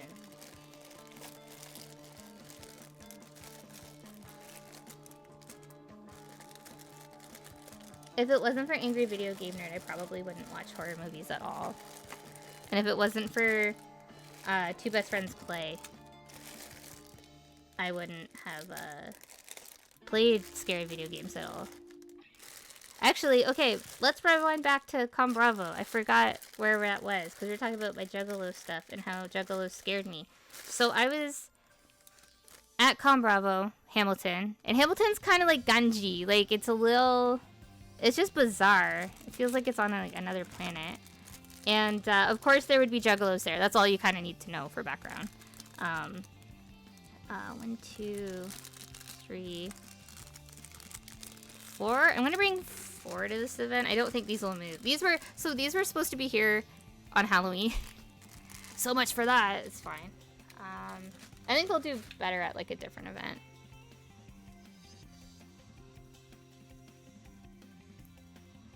In this song, the Sonic Heroes song, I love this song.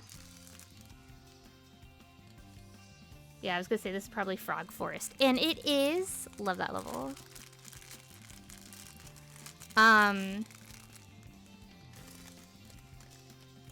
But I was at my table, Con Bravo, And one of the YouTubers that they would get consistently is the Two Best Friends Play. The Two Best Friends Play, listen to me, fuck. They would get all four of them. They would get Liam, who ended up becoming a pretty good friend of mine, Wooly, who I met multiple times, and then Matt and Pat. I didn't really talk to Pat a lot. He just seemed to be kind of getting like Matt and Pat would get like really bombarded by everyone, and then like Wooly would just be like really chill off to the side. So I would just like talk to him and Liam. And Liam and I really clicked, and I drew fan art of them multiple times.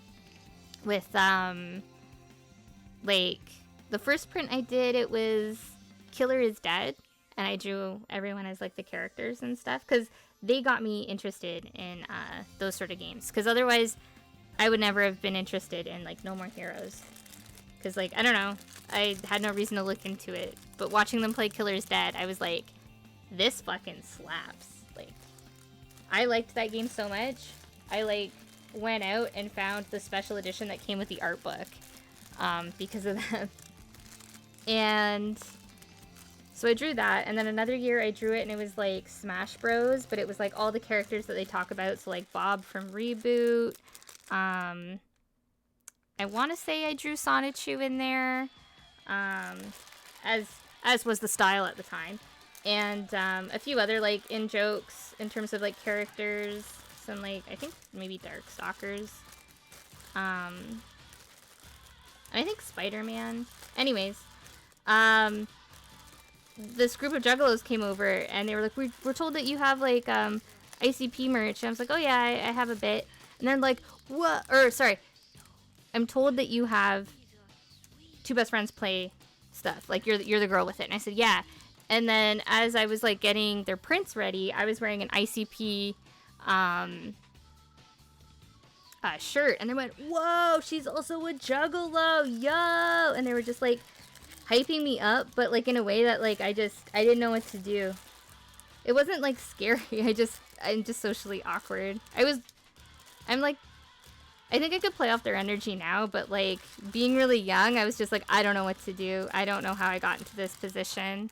I got this shirt for $2 because I thought it was funny. I remember when I bought that shirt, I still have that shirt. I still wear that shirt. It's the Big Money Wrestlers, the movie that they're cowboys in. Their own movie, their own production, and they're cowboys. I actually own the DVD as well. During COVID, they did like a warehouse sale, and it was all this discontinued merch, and Big Money Wrestlers was one of the things. So I definitely picked that up. But I remember when I bought it, it was at Hot Topic, and it was in a bin that was like $2 shirts. So get this, I got an anime Blood on the Dance Floor shirt. I only knew them through that fucking Vine, where that like jock guy is singing the "You got me feeling like I'm under your spell," and he's like really feeling it. I only know it through that, and like the anime art was like that like 2000s North American anime art. So I was like, I like this, I'm gonna wear it. And then I remember I posted it up on Instagram, or I was wearing it on Instagram, and someone was like, oh, I'd reconsider about that shirt. And I was like, huh? And then years later, I was like, oh, I still wear it, but I just say like, I don't know who the fuck these guys are. It's $2 shirt. And then the other shirt I got was the Big Money Wrestlers one. And when I was cashing out, the cashier was like, do you like this band? And I said, I said kind of in passing, but like I'm not like a fan, I guess. Very casual if I am. And she goes, their music videos play here. They're so scary. I hate them. And I was like, oh, cool. But I just to know that Miracles, that was around the time Miracles came out. Like the fact that that was playing at Hot Topic is wild to me. 5. How many of 2D did I have? I have like 10, right? 1, 2, 3, 4, 5, 6, 7, 8, 9, 10. Okay. So that's 5, 6, 7, 8, 9, 10. Whoa, Murdoch, relax. We got a unfastened pin here. I've probably mentioned it before, but like these little circle pins are really coming back. I used to have my own pin maker, but it was much bigger. Like the pins were like that big. Like they were 2¼ inch, and these are like just over an inch. I think they're like 1.5 maybe. I think it's like 1.4 something. I really like them. These were the size of pins I wanted to make originally. But my dad wanted to surprise me, and he got me a button maker, and it was really sweet. I could never be mad at this. His reasoning was, I got you one that was a little bit bigger because your artwork's really nice and it should be really big. And I think that's so sweet. He's so cute. I love him. Alright, I don't have very many to wrestle in here, so...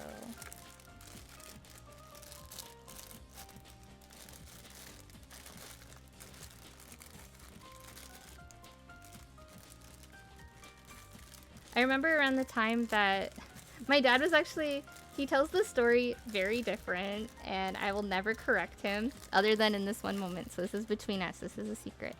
But when my dad got me the button maker, I went and I like circle cut a bunch of things. He even got me like a big hole punch that's like, it made such a loud noise, like I could not make these at night. I had to make them like midday. But it was like just a big circle punch, and it was like kaboom, like it had like a big handle on it, and it was just like boom, and it would just like pop out of the middle. So I cut out a few, and then we went to press them in the button maker, and I said, oh, I think this needs to be lined up differently, and Dad's like, no, I want to see. So he puts them in, and again, like I was like, I don't know if that's the right way. No, it's fine. And he made the pin upside down and has my character Random Person in it. Yes, I have a character named Random Person. He goes by RP. That's a whole other thing. I made him up when I was 10 or 11. There's more to that. But anyways, RPing RP, which I also did in grade 9. That's another story later, maybe. I don't even know if I have photos of me like that anymore. Yeah, my dad like made one of Random Person, and my dad knows the names of all my characters too, which is really cute. It was upside down, and he hangs it in his cubicle because he's got like fabric on the cubicle walls, or it's like a weird sort of material, but it droops because like it's obviously like top heavy. And he's like, that's the first button you ever made. And I'm like, that's the first button you ever made. But I know what he means. It was really hard saying bye to that button maker, but when I told him about what happened, my dad was like, well, you got good use of it. And he goes, it paid for itself like 50 times over. And I'm like, true.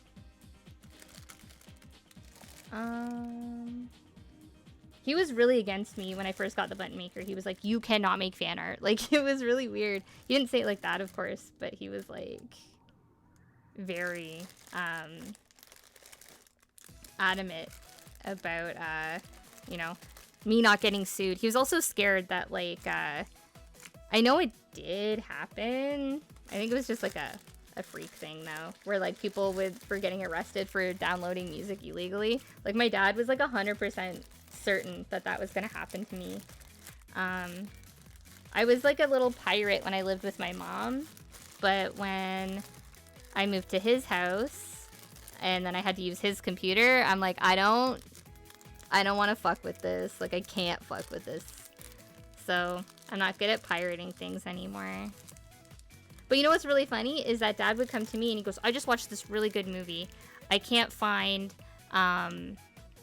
the soundtrack anywhere. He goes, and he's like, I bought it on Apple, but like it's not the right songs from the movie. And I said, yeah, sometimes they do that. And he was like, well, where can I find the right songs? And I was like, well, like on MySpace or YouTube. And he goes, yeah, but I want to listen to them when I'm like not on the thing. And I'm like, I was like, how do I tell dad like to illegally download music when he's really against it?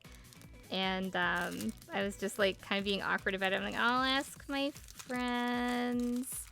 I did have a friend send me Flash so that I could start practicing to animate. And I remember my dad was like, how did you get Flash? And I was like, Esther gave it to me. And he believed me. He's like, Esther's dad had it, and she burnt me a copy. But, like, that was okay? And dad was like, okay. I think it's really important to understand that dad never met Esther. Esther was somebody that I never really hung out with after school. And she was a hippie and didn't even own a TV. But she was the first name that came to to mind. Like, he doesn't know her.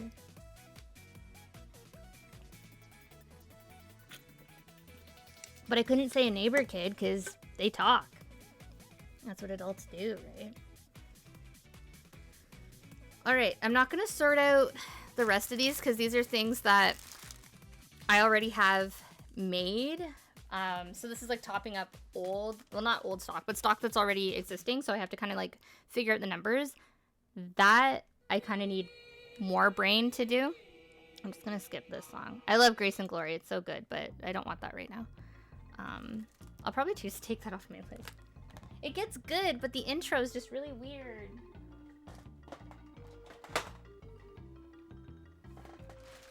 Oh, fuck. I have a bag of just loose pins on the... Damn it! It's fine. I'll look at that later too, I guess. Denim says, nah, that's real though. My mom was the same way. I'm assuming about pirating.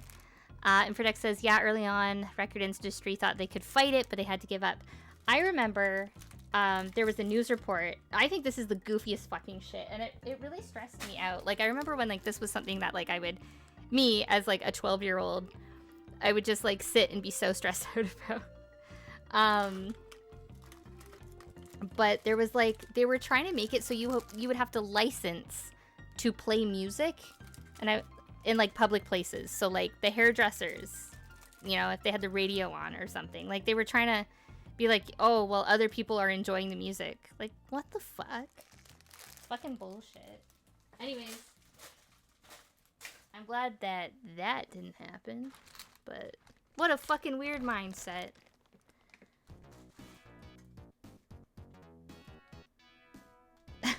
Denim says, we get one letter from Viacom, and she's like, don't you dare. Did you actually get a letter from Viacom? That's crazy. Oh, you want to watch this thing, Mom? We don't have this service. I think you guys will laugh when I tell you what movie my dad was looking for the soundtrack for. It's not that it's funny. It's just like, out of all the movies you'll think of, you'll never think of this one. I will be surprised if you even know what the movie is. I'll tell you in 2 seconds. Where? Oh, I want to show you.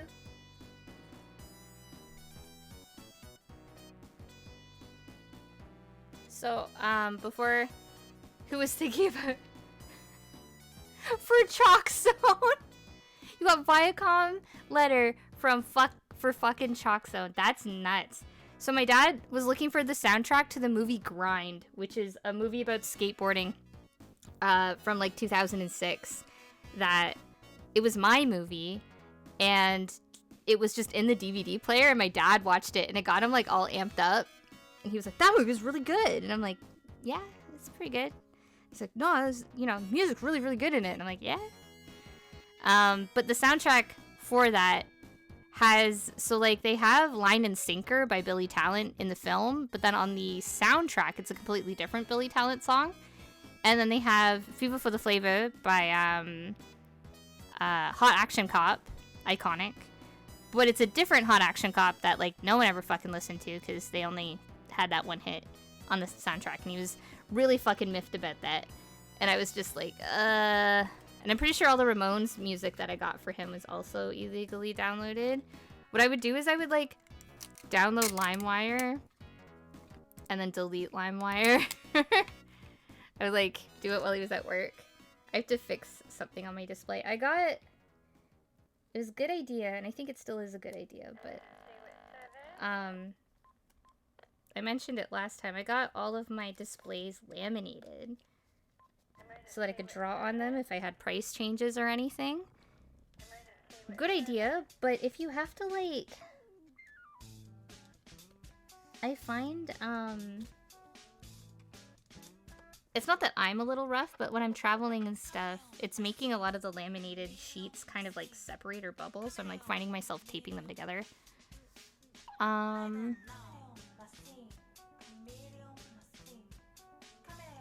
Pi says, my boss got a letter at work about someone pirating a movie, and I straight up told him I use a VPN. They would never know if I pirated anything. And I don't know what that movie is. Infodex says, I remember my mom got a letter from Shaw that we'd been downloading music, but I showed her how it said they legally wouldn't give the company our info, and that it was probably just a virus on our computer. So here's one of my display sheets. So this is what people are gonna see at my booth. And my friend Andrew has printed off like angled, like little like connectors, so that they're gonna be like angled, like I can't show it to you, but they'll be like this rather than like totally straight. And it's because when they're totally straight, they're too heavy, and then my display starts like wavering a bit. But I think this, it's like, it's clean, it's slick, you can tell what is what. These are larger keychains. And it's also like, people can like interact with them, see like, you know, if they have different pictures or not. And I also think they look nice on this background. It's just like really neutral. Again, I really like the pegboards that I got, but it just makes everything look really cluttered. But thank you, I'm glad that you like them. I think the large keychains look the nicest.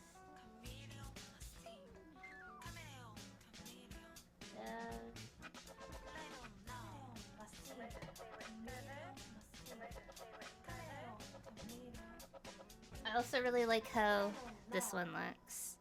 The gorillas and then Chikaboo and Stocking. I think it looks really cute. I wanted to do blind bags of these, and I think we were talking about it, but like, I don't know.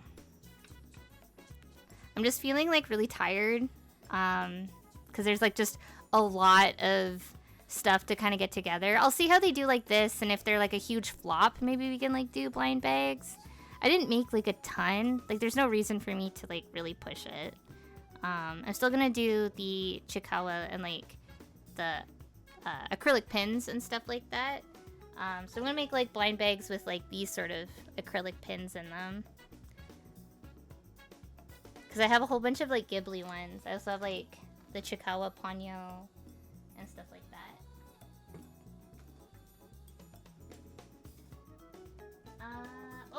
And this looks good too. This looks good too. And then also this one. I had to put Bubbles a little higher up by like this part of the keychain, just because when she was lower, she was kind of battling this and like the weird curvature of Blossom's hair there. But I really like how this one came out as well. I feel pretty good about it. And this is my first time doing any sort of Ghibli merch, because as we said last time, I don't really connect with it, but that's really why I like working in tattoos, because like when we do flash days, it's kind of forcing me to draw characters I wouldn't normally draw, and then I can like repurpose them later, possibly. So that's also why I'm like, I can't believe how much I've drawn this year, after like, I don't know, when I worked at other tattoo shops, it was so hard to draw because like the energy was like so fucking bad. Alright, we're gonna deal with some stickers. I had to do that fucking outdoor event. I don't know. I think some of you guys have seen these. We'll go over them, I guess. This is a different pack. We're gonna put them basically just in here. So this pack was the one I talked about in the last stream, where I had to make 100 pieces of it, and that was over 10 years ago. I only have 3 sheets in my hand, but I assure you, I still have a few more sheets kicking around. There's some at the tattoo studio as well that I sell. they're cute, but like they're not really my personal vibe anymore. So I'm not gonna make these again. And also like they're like square. I liked the square sheets, but they're hard to display. I feel like the 4x6 just like looks nicer when you like just all up in a row. Like whenever I have like all of these and then like this guy, this is my backup one. So if I sell out of one of these designs, I like put this one out to like fill the space, because he takes up too much room. But this is why I'm getting rid of the singles of the Digimon stickers, because I now have the sticker sheets. So therefore you get all of them, and I don't have to worry about having, you know, Tentomons left over or Palmon not moving. You get all of them. And I feel like this is a pretty good seller, because of, you know, people just feel really nostalgic for it. Here's my Gay Cats. This does really well in smaller towns because I think they have just less representation. London and Sarnia really like these. They do not move in Toronto, and I think it's just because there's a lot more queer artists who are like openly queer and making queer merch. You want the Gay Cats? Hit me up. I can give you. I also have. Wait. That's not the only Gay Cat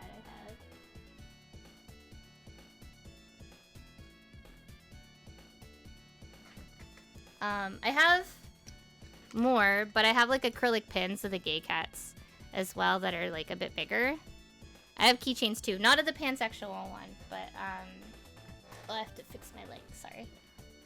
And these are also, this is only within reach. Like I have more, but here's my Hamtaro acrylic pins as well.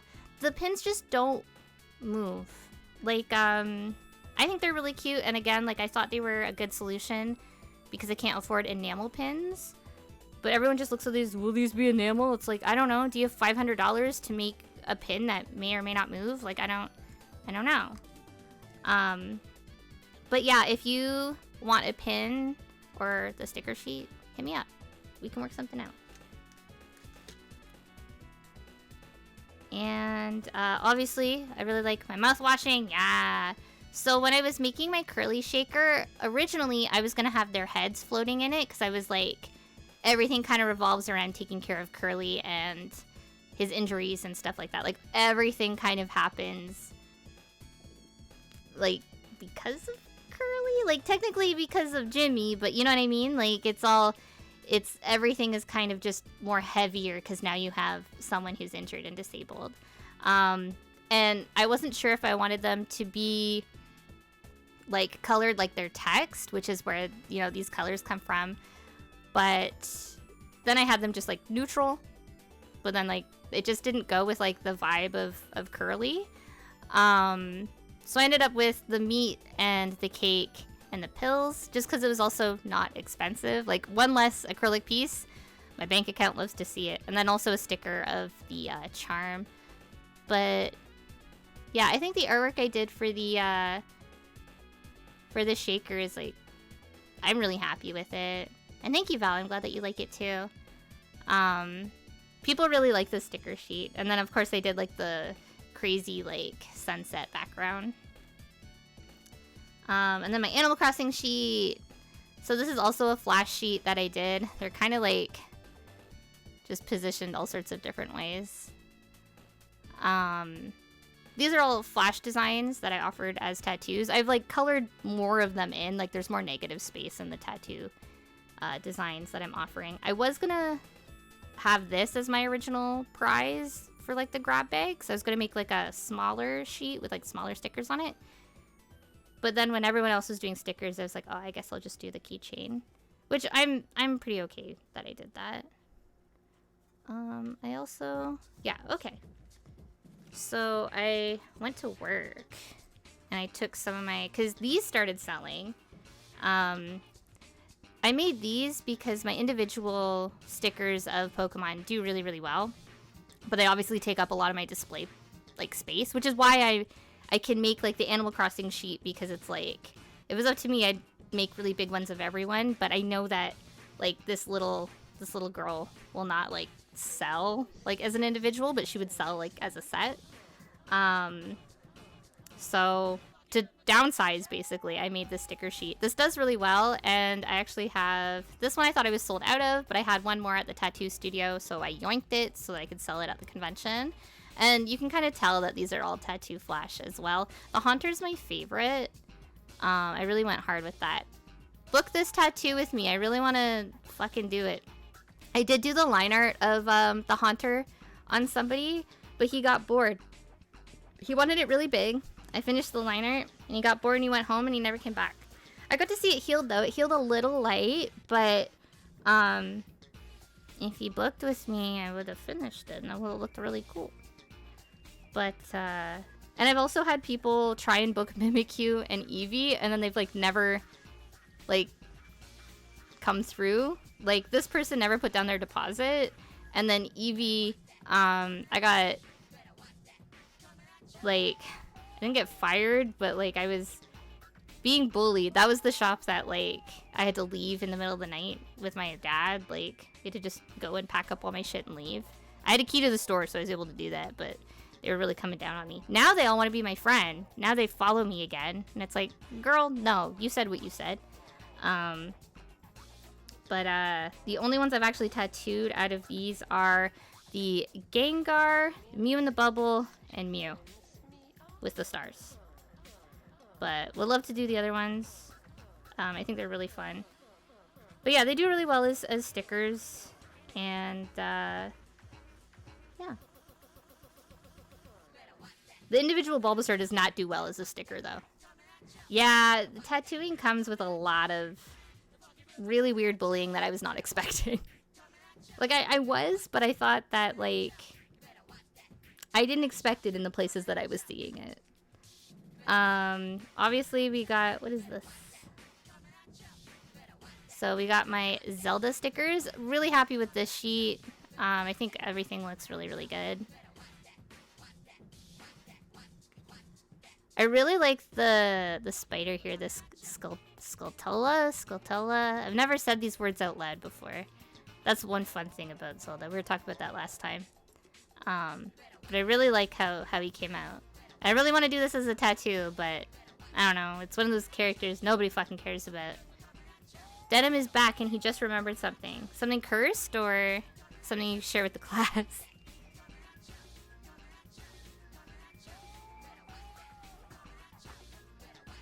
And then the other one is my pastel animals. This is kind of for, like, when I do, like, smaller events, like Sarnia. There's, again, lots of kids, and lots of little girls like cute little animals. Not to stereotype, but, I get why children like my art, because I use a lot of colors and, like, cute stuff. But then, like, there's something, like, creepy about it. Like the spider is just, like, really scary looking in comparison to, like, this. And, like, Tingle is scary for, like, different reasons. You know what I mean? Like, I just like a variety of things. I'm also heavily inspired with this one through those, like, ceramic animals that they used to just, like, shittily airbrush. I had, like, a planter that was, like, a white cat. I'm pretty sure it's still there at my dad's house. And I look at them from time to time. I want to say they're from, like, the 60s. They might be older. They might even be from the 70s. I don't know. I know they're older than me, but I really like them, and I get excited whenever I see them at the thrift store. So, I'm in the middle of finishing these 2 unicorn tattoos for someone. The pink unicorn's completely done. We're doing the blue one currently. I'm actually seeing them when I go back to Toronto for the Game Expo. That's who I'm tattooing before I go home. Denim says YouTube music pulls from illegal uploads of music. Funny how that works, huh?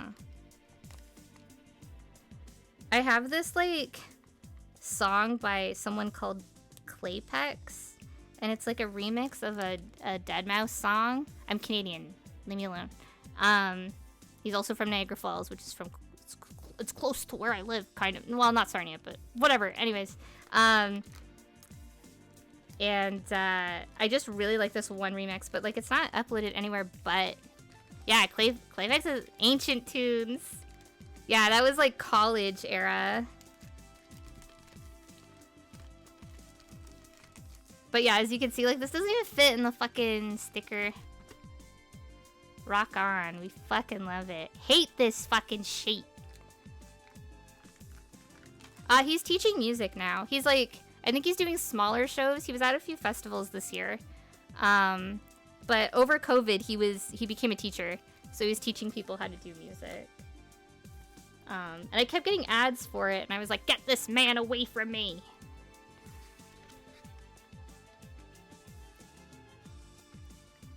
Alright. Let's do some sticker bundles. You can see me panic in real time when I have to, like, write this. Wait, what the hell is this? Why didn't this go in the thing?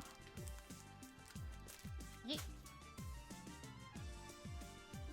I'm gonna throw this out.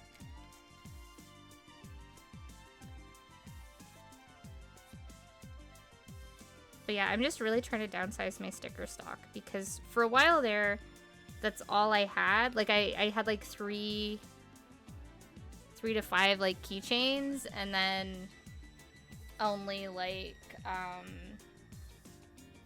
individual stickers because I was selling them at the tattoo shop.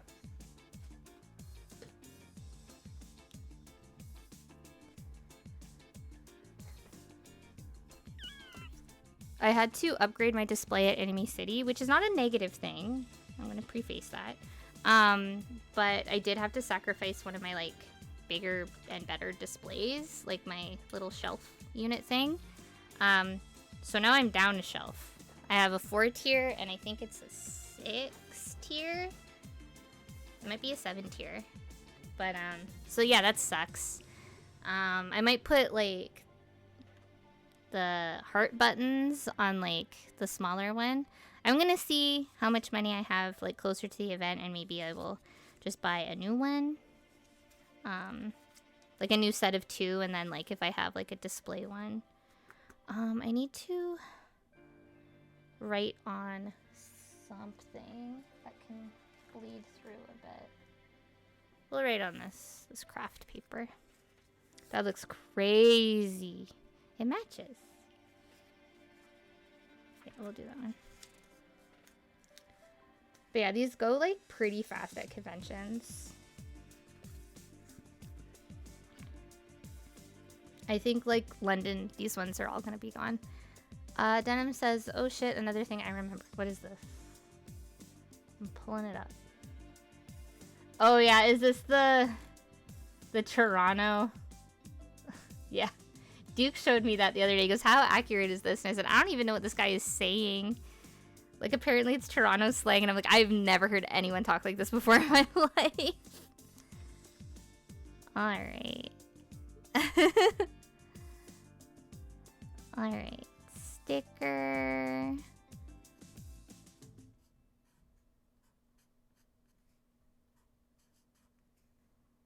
Blind bag.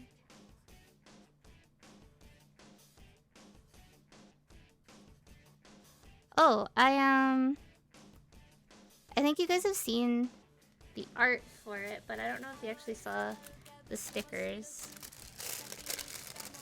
But I got my Digital Circus stuff printed as individual stickers for Anime City. These are just like the leftovers that I'm bringing to the con with me. I really like how Kane came out. I don't know if people actually like Kane. I see the teeth. I see a guy with lots of teeth.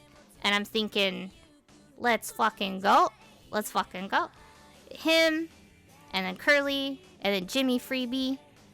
All the teethy guys. I feel like I had another teeth guy that I really liked, but I don't remember now. And then I made Pomni, but she's really wide, so she just looks really little.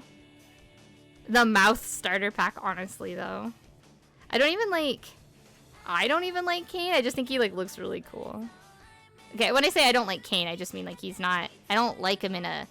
I like him in a normal way, not in a not normal way. Like I like Curly and Jimmy Freebie. I like Jimmy Freebie in I think the weirdest way, but Curly I just like. I like him. He's a guy.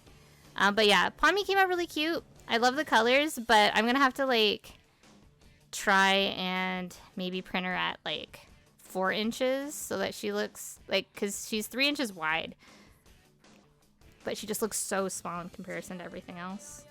And then here's my Ooh La La retro looking.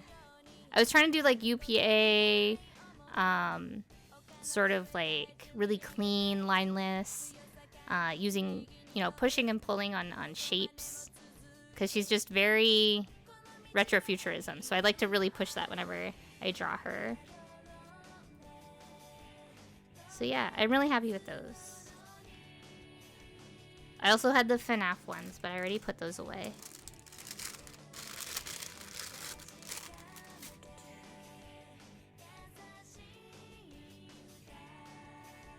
I've been putting these, if the vibe of the order is suitable, I've been putting these into orders for free. Being like, here, have a hot Marge Simpson.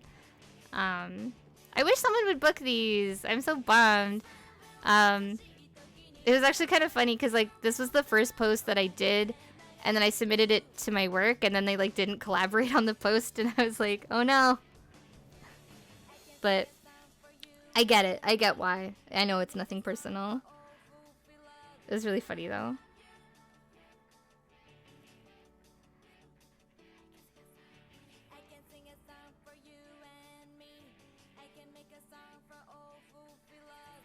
I'm so happy that I got into Geeky Gifts, because I think that's gonna be like the push that I need to help me get through December.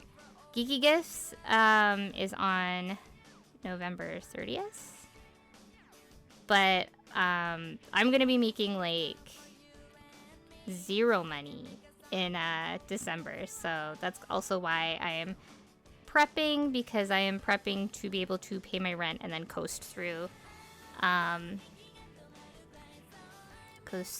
what? Mouths and MILFs. Oh god.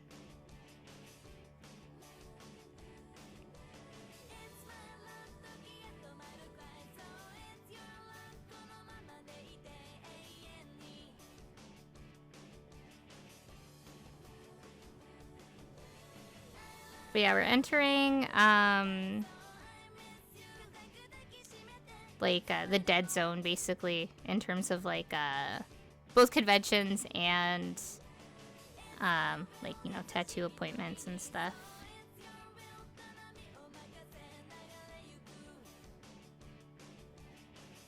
$50.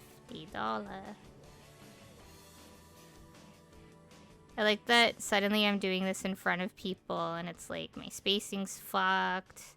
I'm overthinking how I'm spelling everything. It's fine. I feel like that like lady who wood burns stuff, she gets like shit posts all the time. Like she gets smiling friends or minion like shit posts to Woodburn. I love her. She's got to be playing a character, right?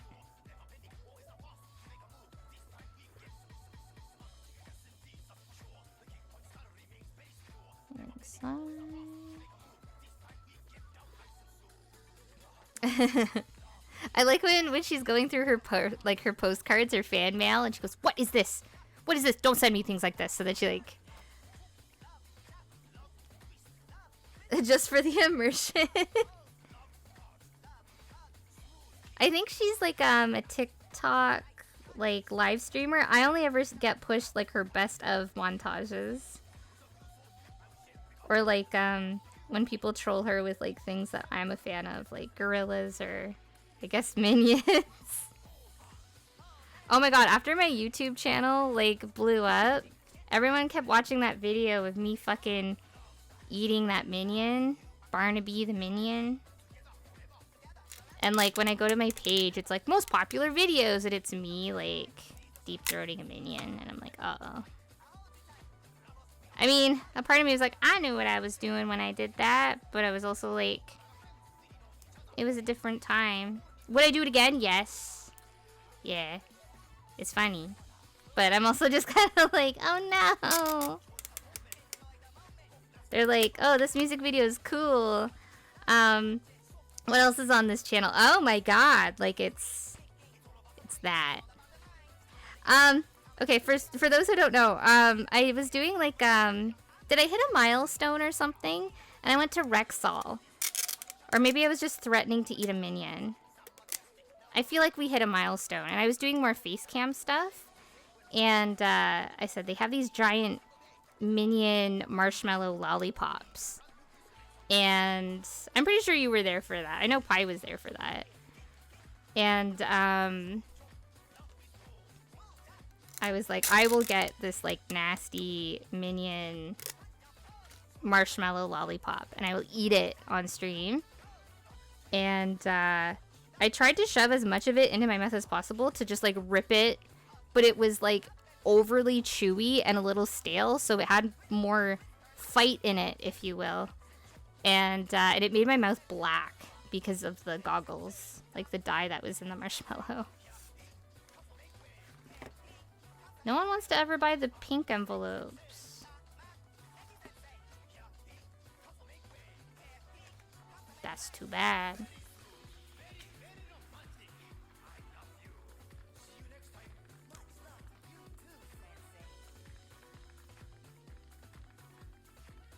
I know my streams aren't as chaotic as that anymore, but I kind of like doing like this where you can, it kind of like gives me incentive to like finish all of these like little mundane tasks that I have to do for like convention prep. And I guess it kind of gives you like a little window into like what goes into everything that I do.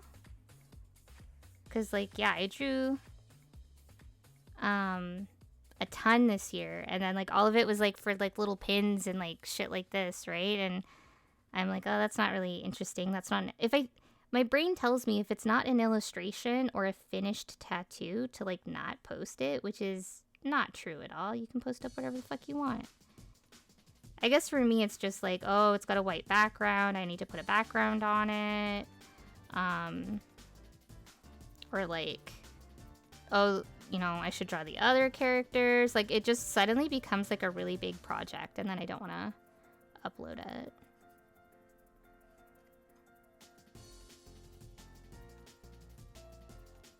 Or like, if it is a pin set, then it's like I have to edit everyone into the same picture. I actually don't mind that on days where like I want to make art but I'm feeling lazy. So that's kind of what I've been doing. It's like, oh, I don't feel like drawing today. Let's edit some stuff. Maybe that's not healthy. Maybe I should just like rest, but I feel like whenever I have a pain flare up, that's me resting. That's my body being like, fucking stop, dude. Cause like those days, like sometimes I can't even eat. I just sleep all day. And usually I'm not even sleeping. I'm just like laying in bed wishing that I was sleeping. It's awful.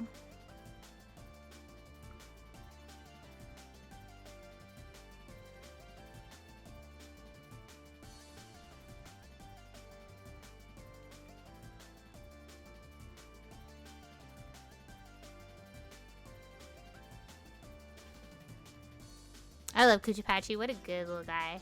Whoa, Alex! Welcome, welcome, welcome. Oh, thank you, thank you. About the MySpace online now. I made like when I really wanted my ex to like be the other TV head that I created on stream, like I made like a little pop-up window and it was gonna have like that GIF on it. But when I redesigned like this layout for these sort of streams, I was like, no, I'll keep that though. I like it. It's good. It's good. We used to be a society.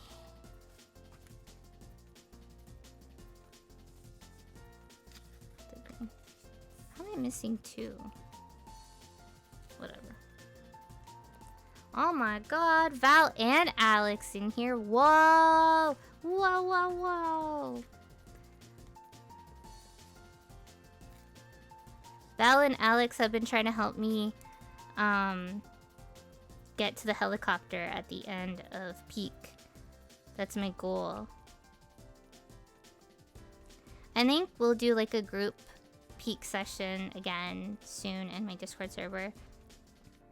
I'll make sure, but we'll do it before I go back to Toronto. I want to play more Sonic Adventure.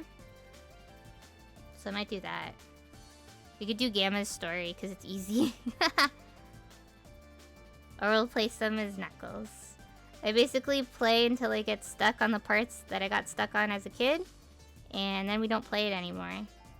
I've never beaten Sonic Adventure. And I'm not really interested in it, I guess. Because that means, like, I gotta beat Amy's levels. Amy and Big's levels are just fucking humiliation ritual.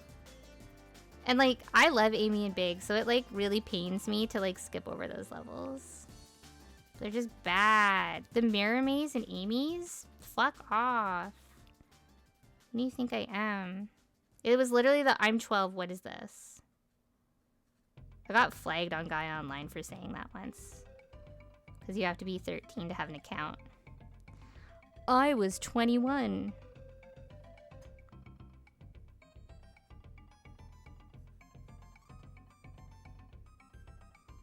One of my favorite memes is something that I struggle to even pull up online anymore. There's too much shit on the internet now. And one of my favorite online memes is it's a Neopets forum screenshot, and a guy says, "I do not like Radiohead. I do not like the creepy." And then somebody like responds to him being like, "Oh, they're not that bad, blah blah blah blah blah." And they say something positive about Radiohead, and then he responds with, "Do not lie to me on these Neopets." And I quote that frequently whenever something's sus, especially to my mom when she says something that I don't really fucking believe. She's like, "What?" It's just like a good. It seems it's got the same weight as like I will make you meet God, you know? It's like, do not lie to me on these Neopets. It's like, you're lying to me in front of my Neopet?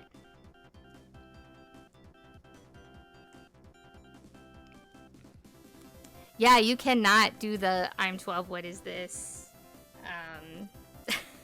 If you gotta be doing it in the right circle.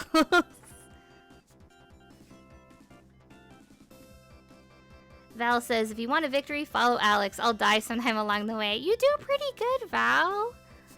I've seen you get into the helicopter.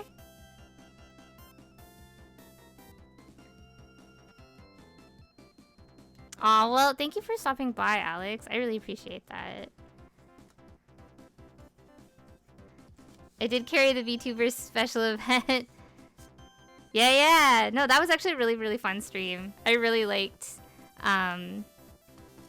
was it Finnish? Danish? I don't know who she was. She was pretty sweet, though.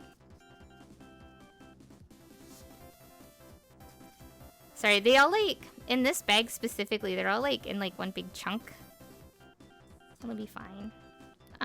Maybe we'll put this on the green one. We have too many pink and orange. Because everyone's scared of pink and orange, apparently.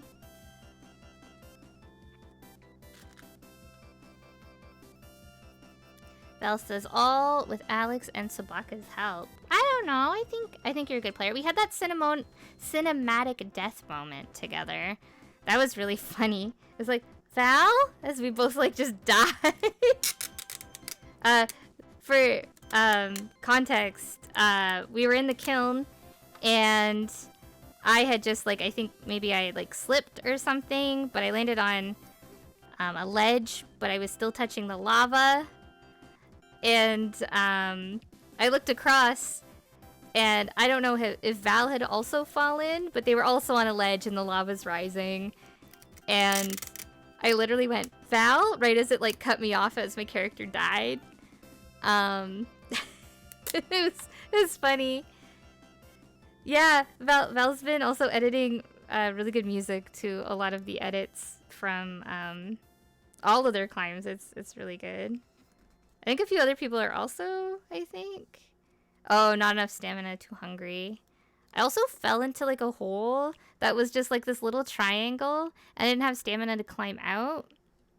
And I was hungry and my ankles were broken. And Alex was like, I'll come get you. And I'm like, No. I said, I'm like that James Franco movie. I'm going to die. Alex says her name was Luna Pumai? Pumai? Luna Pumai? Finish. Alright.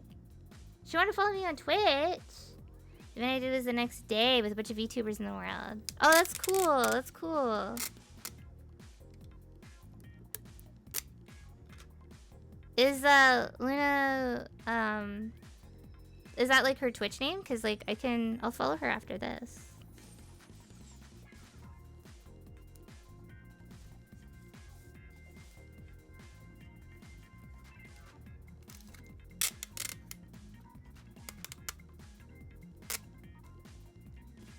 Just like send me a link to it on Discord, cause I swear to God, even with my medication today, I will be like, goodbye, my stream's over, and then like that's it. I've deleted everything from my brain.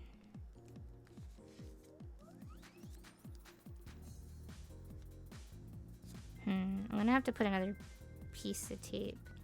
I very like. I want to be crazy and like cut off. I don't even know if you can see. There's just like the slight edge. Ugh. Yeah. Gross. I'll just put more tape on it.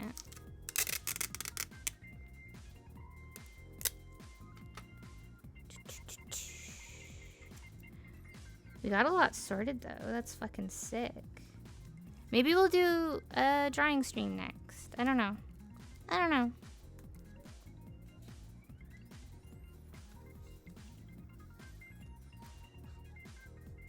I guess I do have some painting to do. I'm working on a No I'm Not Human poster print for Game Expo, and then the Planet of the Beast one that I'm also doing. So we could definitely do that. It would help me kind of, I think, lock in, get it done. The Planet of the Beast one is just going to be like a really small print. It's going to be just 10 by 10. People seem to really like my 10 by 10. Thank you, Alex. My 10 by 10 prints, because my here, I'll show you my most popular print. That's also 10 by 10.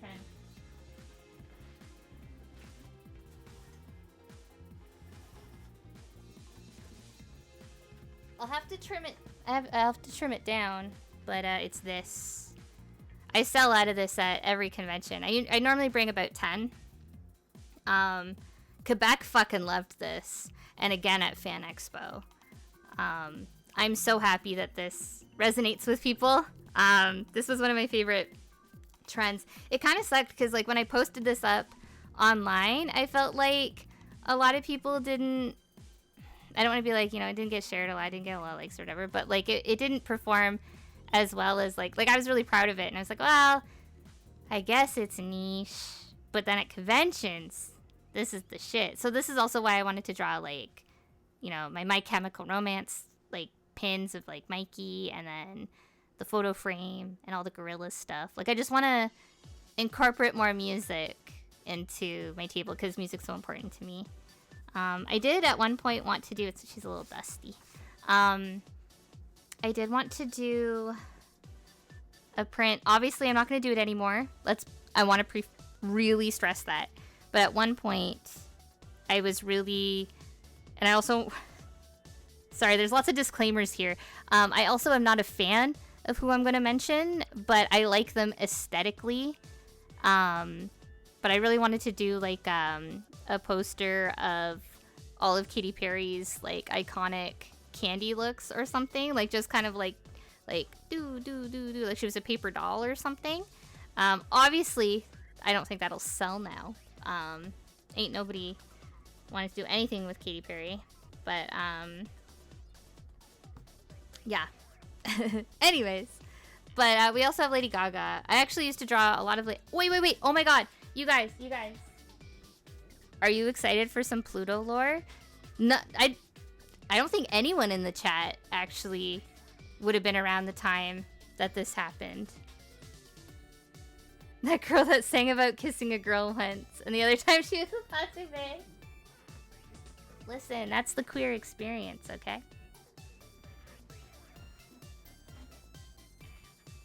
Alright, let me...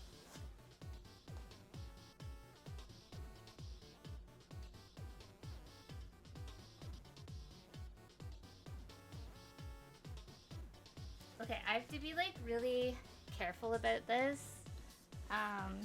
But I'm published and I'm featured in this book about Lady Gaga.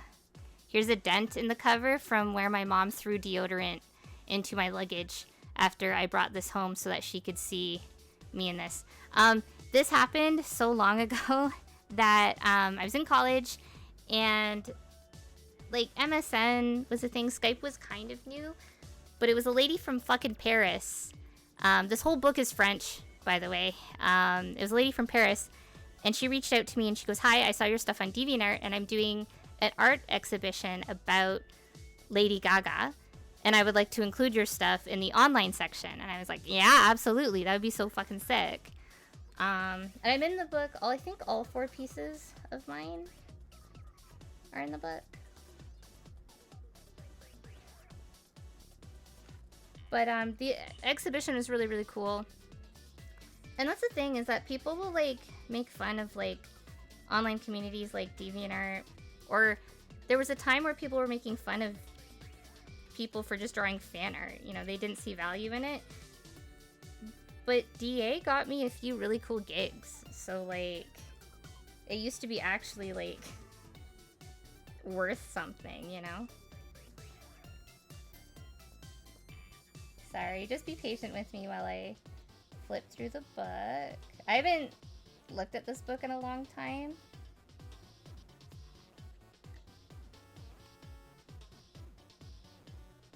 But yeah, I like... Oh, haha. Okay, so this is her... This is a comic about her putting together the book. Okay. And this little picture here is mine. Lady Gaga telephone.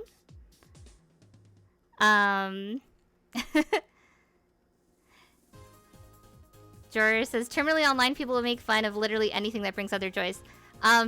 Not to be a downer, but I actually, when this happened, I didn't share it with anyone online.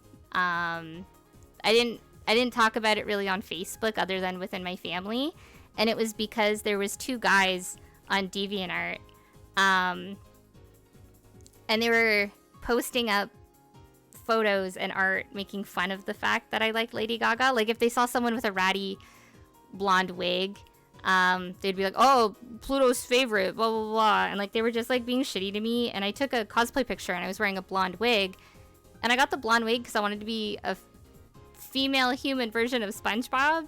So it was, like, a short blonde wig. And because it was a similar style to the end of Paparazzi, like the music video, they were like bullying me for that, and I was so excited to get included into this. And I remember after accepting it, the second thought was literally like, oh, they're gonna bully me for this even though it's really cool. So like, just do the thing, you'll get published, it's cool. Like things not normal, you know? But yeah, I think there's a bigger version. The only thing is that like it does have my dead name in here because it's so old, so I'm just trying to like be strategic. But like there's a few pages that like don't have any words on it that I'm included on.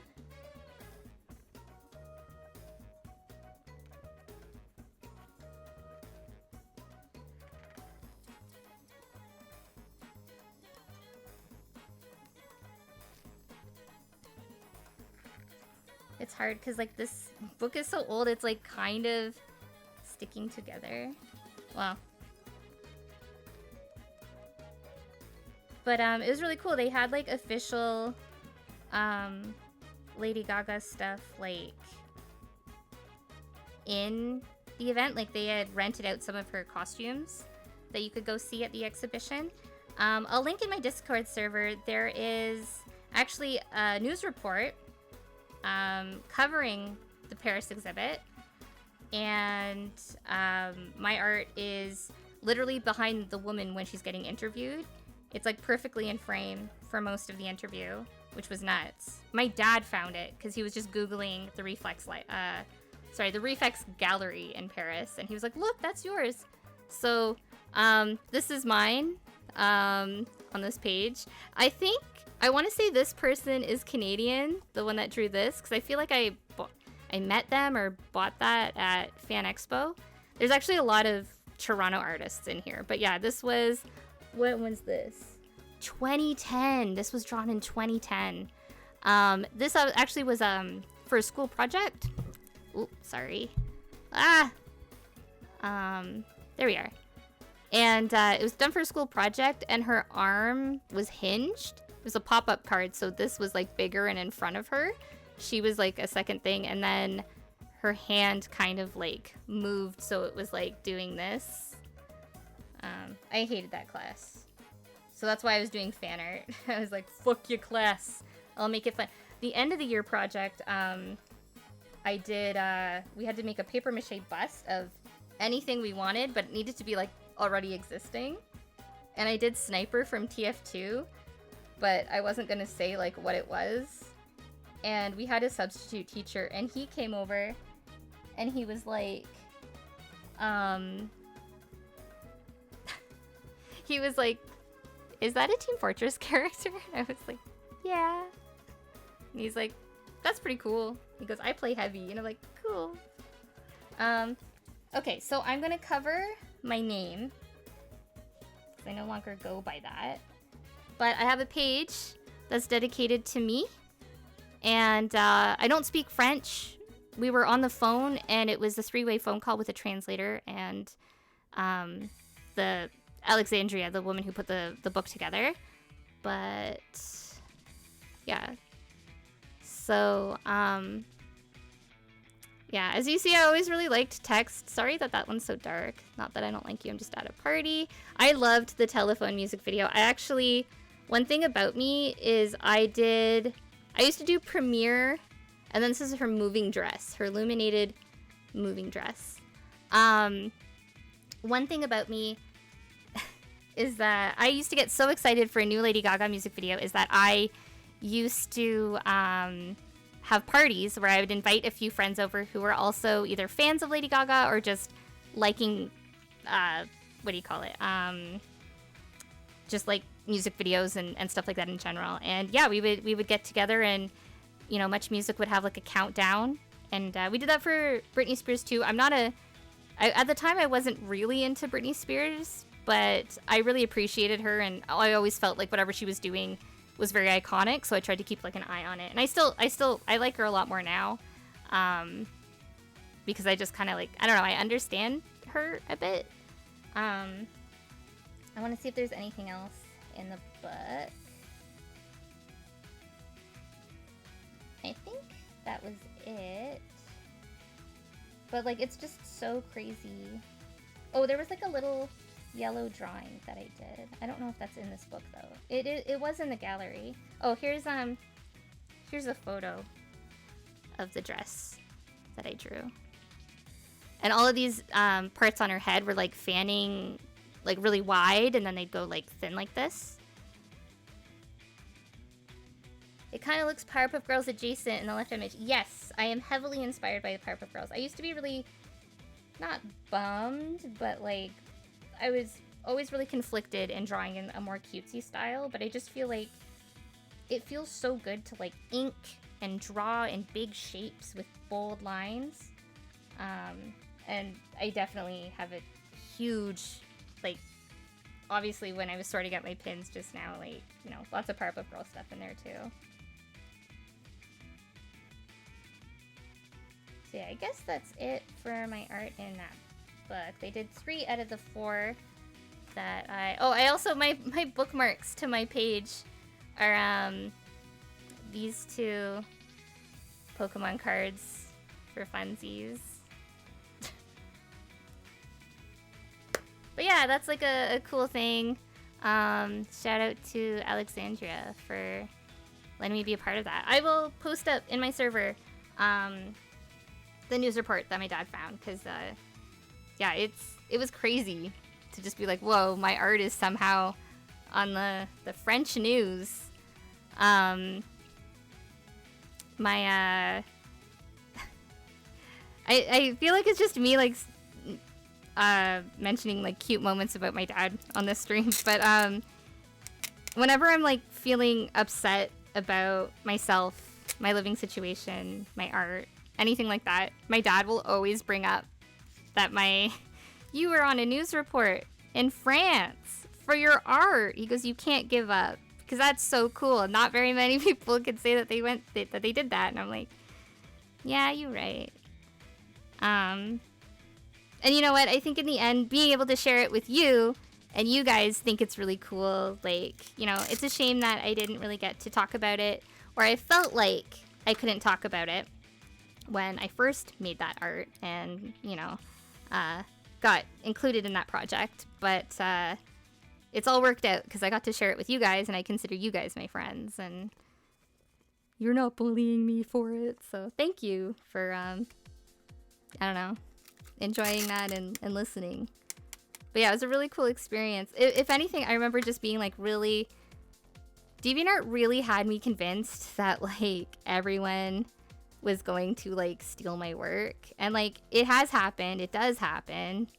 I would say it happens more now than it like ever did. Like I would hear like, you know, the Invader Zim story and stuff like that. And I'm just like, oh no, this person's going to take my art and publish it. And it's like, you know, I made sure to just ask, be like, do I still get to make prints of this? Do I still hold copyright? And she goes, yep, you're just giving me permission to show it in my gallery. And I think she auctioned off the prints or something like that. So like she, you know, made sure that they all went to a good home or something. But yeah, it's cool. He's super right. Cool dad. Aww. We'll put this here. Ooh. That one really big envelope not really helping. Alright. Yeah, I had... And that's the other thing, is that I completely forgot. Or I forget, rather.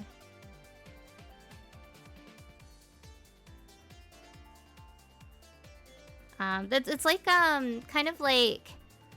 Space Coyote, if you remember them. They were really popular on DeviantArt, and they drew a lot of like anime Simpsons stuff, and they ended up getting hired to do the Simpsons comic book, and now they're like a established comic artist, and they get to draw what they like every fucking day. And it's like, or Sophie Campbell, one of my favorite authors, who I've also met multiple times, very lovely. She just drew the Ninja Turtles. Like, she had her own comic called Wet Moon, and I was a huge fan of that. But like, she would just draw the Ninja Turtles and Gem just randomly. And once she started to get more established and stuff like that, then she ended up redesigning, like, the whole Gem reboot. The comic is done by Sophie, and I really like it. I think it's really cool. And she also has her own superhero adjacent comic called Shadow Eyes. There's only 2 volumes, and it is about a group of teenagers who, one of them just becomes like a creature, and they use it to basically like fight crime in like their own little weird way. And it's like a very cyberpunk sort of book. I don't know, I like it. The art's really gungy, but like in a fun way. And the characters are all just like super unique, all come from different backgrounds. I like it. She's always really good about diversifying her cast.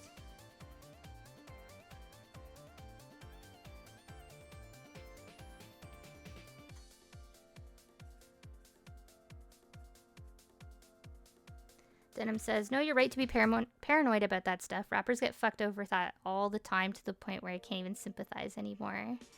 Yeah, like, my biggest fear was, yeah, that, like, even when I signed on to work at the office to do all those, like, t-shirt designs and stuff for, like, corporate, there was a thing in my contract that basically said, like, I wasn't allowed to make merch that rivaled what I was making there, which makes sense. But like, I remember making them rewrite that because I was like, you found me because I'm already making my own clothes, but if I sign this, I'm no longer allowed to make my own clothes and sell them. Like, I said, you know, I won't use the same art that I'm making for you guys, but like, you can't hire me and my portfolio is things that I've made, and then you're telling me like, oh, you can't do that anymore. And they agreed. They were like fine with that. They were like, yeah, well that's fine. I think it was more just like they didn't want me working for like other corporate stuff.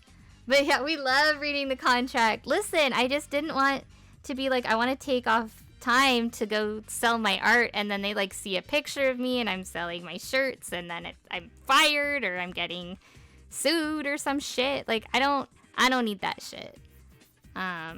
You got to be just really, really careful about it. But they didn't have any problem changing that, so no, more people need to. I agree. Like, when it's things like your livelihood or your hobby,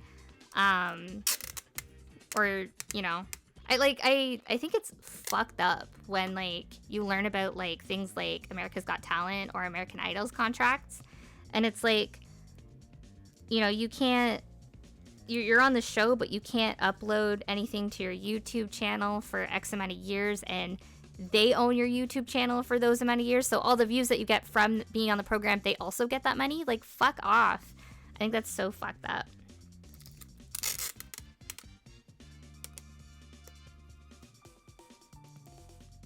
And I remember somebody exposed like the RuPaul's Drag Race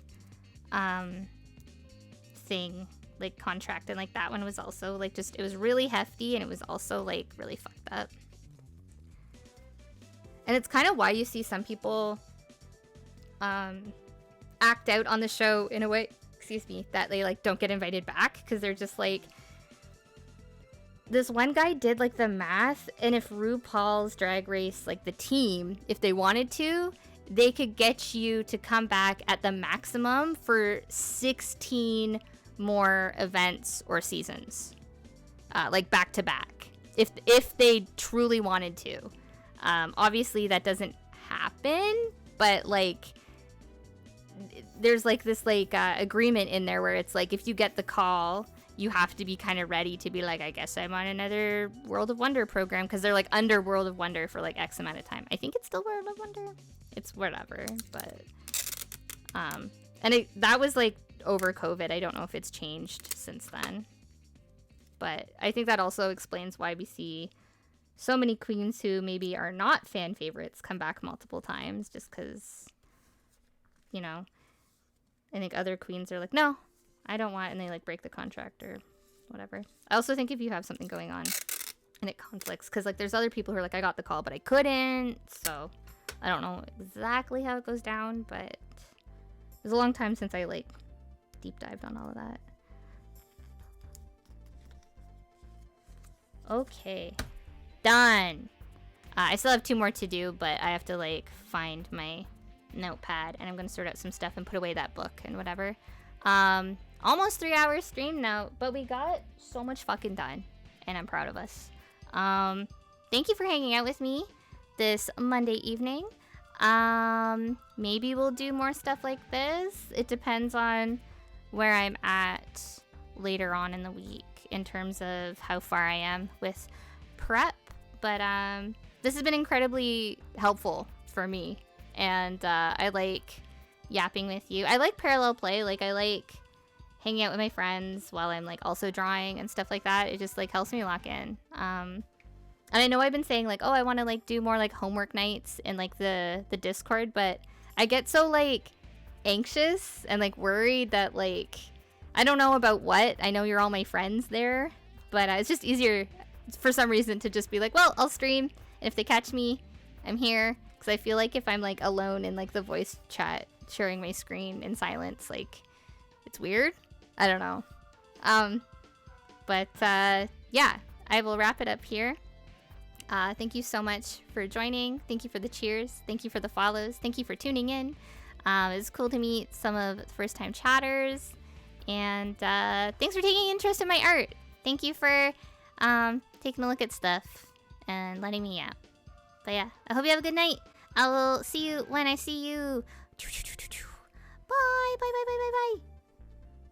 Where's my mouse? Okay, bye for real. Bye for real.